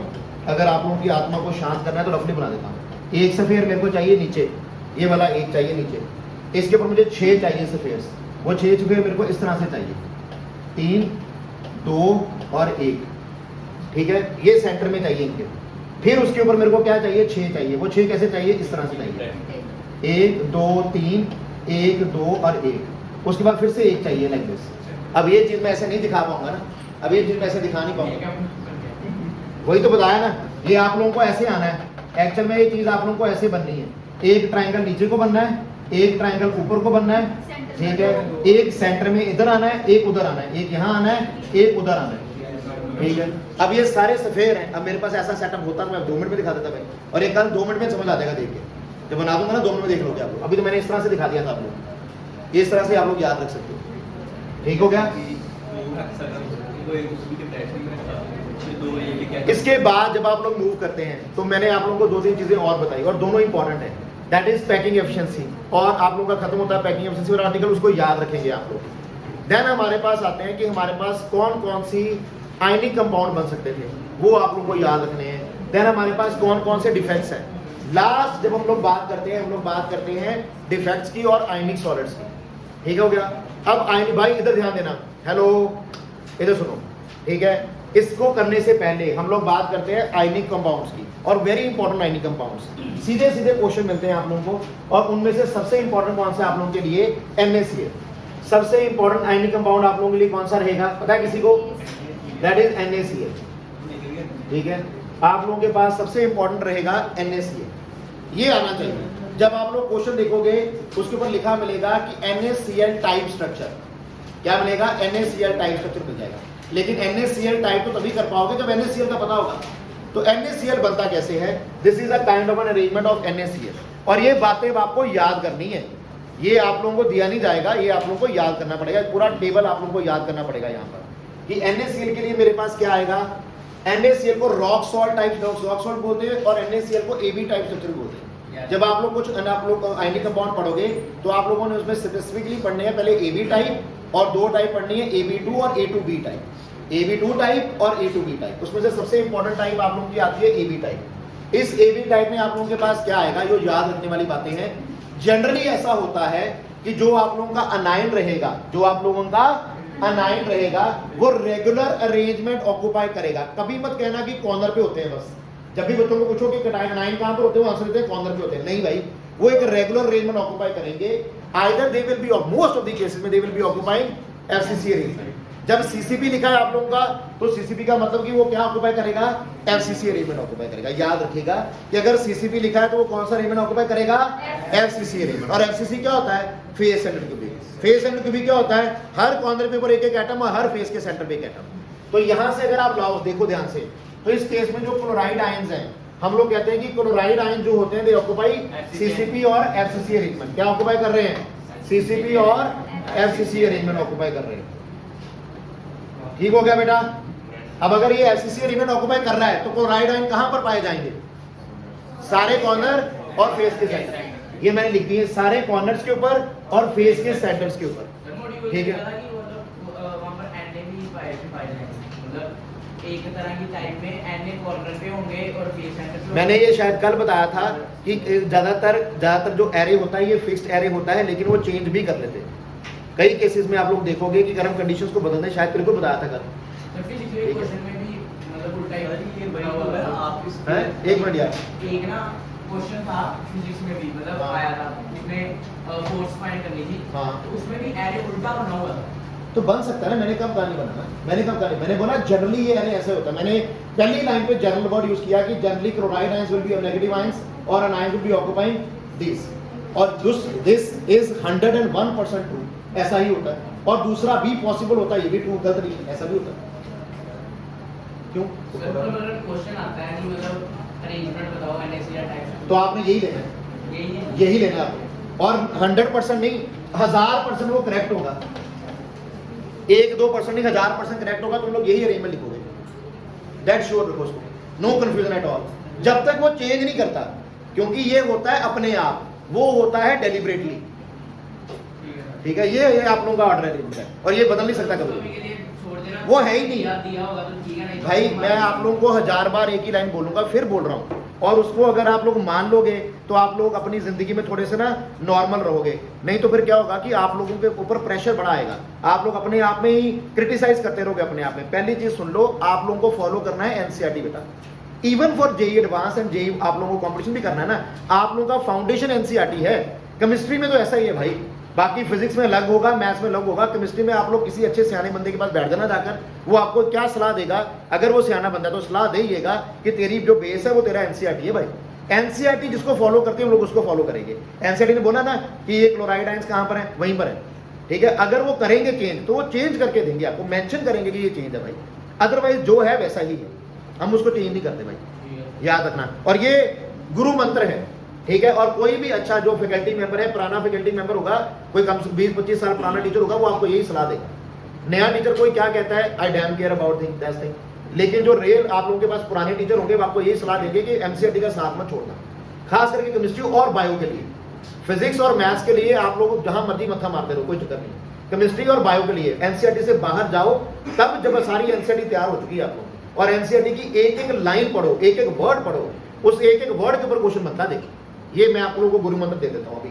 और जो लोग इससे बाहर जा रहे हैं, जब ज्यादा बाहर जाओगे तो अल्टीमेटली कंफ्यूजन लेके आओगे, रिजल्ट नहीं लेके आओगे। तो अगर आपको नंबर लेने हैं तो नंबर लेने का मतलब ये नहीं होता कि मैं 50 औखे क्वेश्चन कर लूं। मेरी बात समझ लेना, 50 औखे क्वेश्चन करना is not a good idea. ठीक है, एक औखा क्वेश्चन आप लोग का वहां पर निकल गया ना तो आपकी बल्ले बल्ले है। लेकिन अगर उस 50 4 औखे क्वेश्चन आगे 4 निकालते निकालते आप लोगों ने अपने 26 औखे क्वेश्चन छोड़ दिए ना, तो तुमसे बड़ा बेवकूफ कोई नहीं होना वहां। तो सबसे पहला काम 26 औखे क्वेश्चन अटेम्प्ट करो, वो नहीं गलत होना चाहिए, क्योंकि वो किसी का गलत नहीं होना। 26 सही क्वेश्चन जो होने हैं, 100 के क्वेश्चन होने हैं, वो किसी का गलत नहीं होना। जो अच्छे कॉम्पिटिटर होंगे आपके, दूसरों वालों के तो वो भी सही नहीं होने ना। तो जो आप लोगों का वहां पर कॉम्पिटिटर होगा वो 26 सही क्वेश्चन करेगा पहले वाले, तो पहले तो वो ठीक करो, फिर आप लोगों की रेस शुरू होती है। उसके बाद वो 4 क्वेश्चन में रेस है। उन 4 क्वेश्चन पे आप लोग देखोगे कि आप लोगों का ग्रिप किसके ऊपर कितनी बनती है। पहले तो उनको तो जीतो, जो बाद में 4 लाख 5 लाख बंदा आया उसको जीतो। आप लोगों को कंपटीशन पता है कितना होना है? सिर्फ 30,000 बंदा, सिर्फ 30,000 बंदा आपका कंपटीशन होना वहां पर। बाकी जो 4 लाख 3 लाख 70,000 बंदा वो आपको कंपटीशन नहीं है। जो रेल में जेई करना चाहते हैं वो तो मेला देखने आए होते हैं, उन्होंने तो फॉर्म भरा होता, चलो जेई भर के देख लेते हैं, हुआ तो हुआ, नहीं तो बात तो जाना ही है। मैं फैक्ट बता रहा हूँ, अपने दोस्तों से बात करके देखना, उनमें से 90% लोग होते हैं कि पेपर भर दिया है, अगर हो गया तो ठीक है, नहीं तो बाहर के तो हम लोगों ने जाना ही है। और उनका कभी होता भी नहीं, उनका होना ही नहीं, क्योंकि उनके वो पहले ही 26 डिग्री होने। ये फैक्ट्स हैं।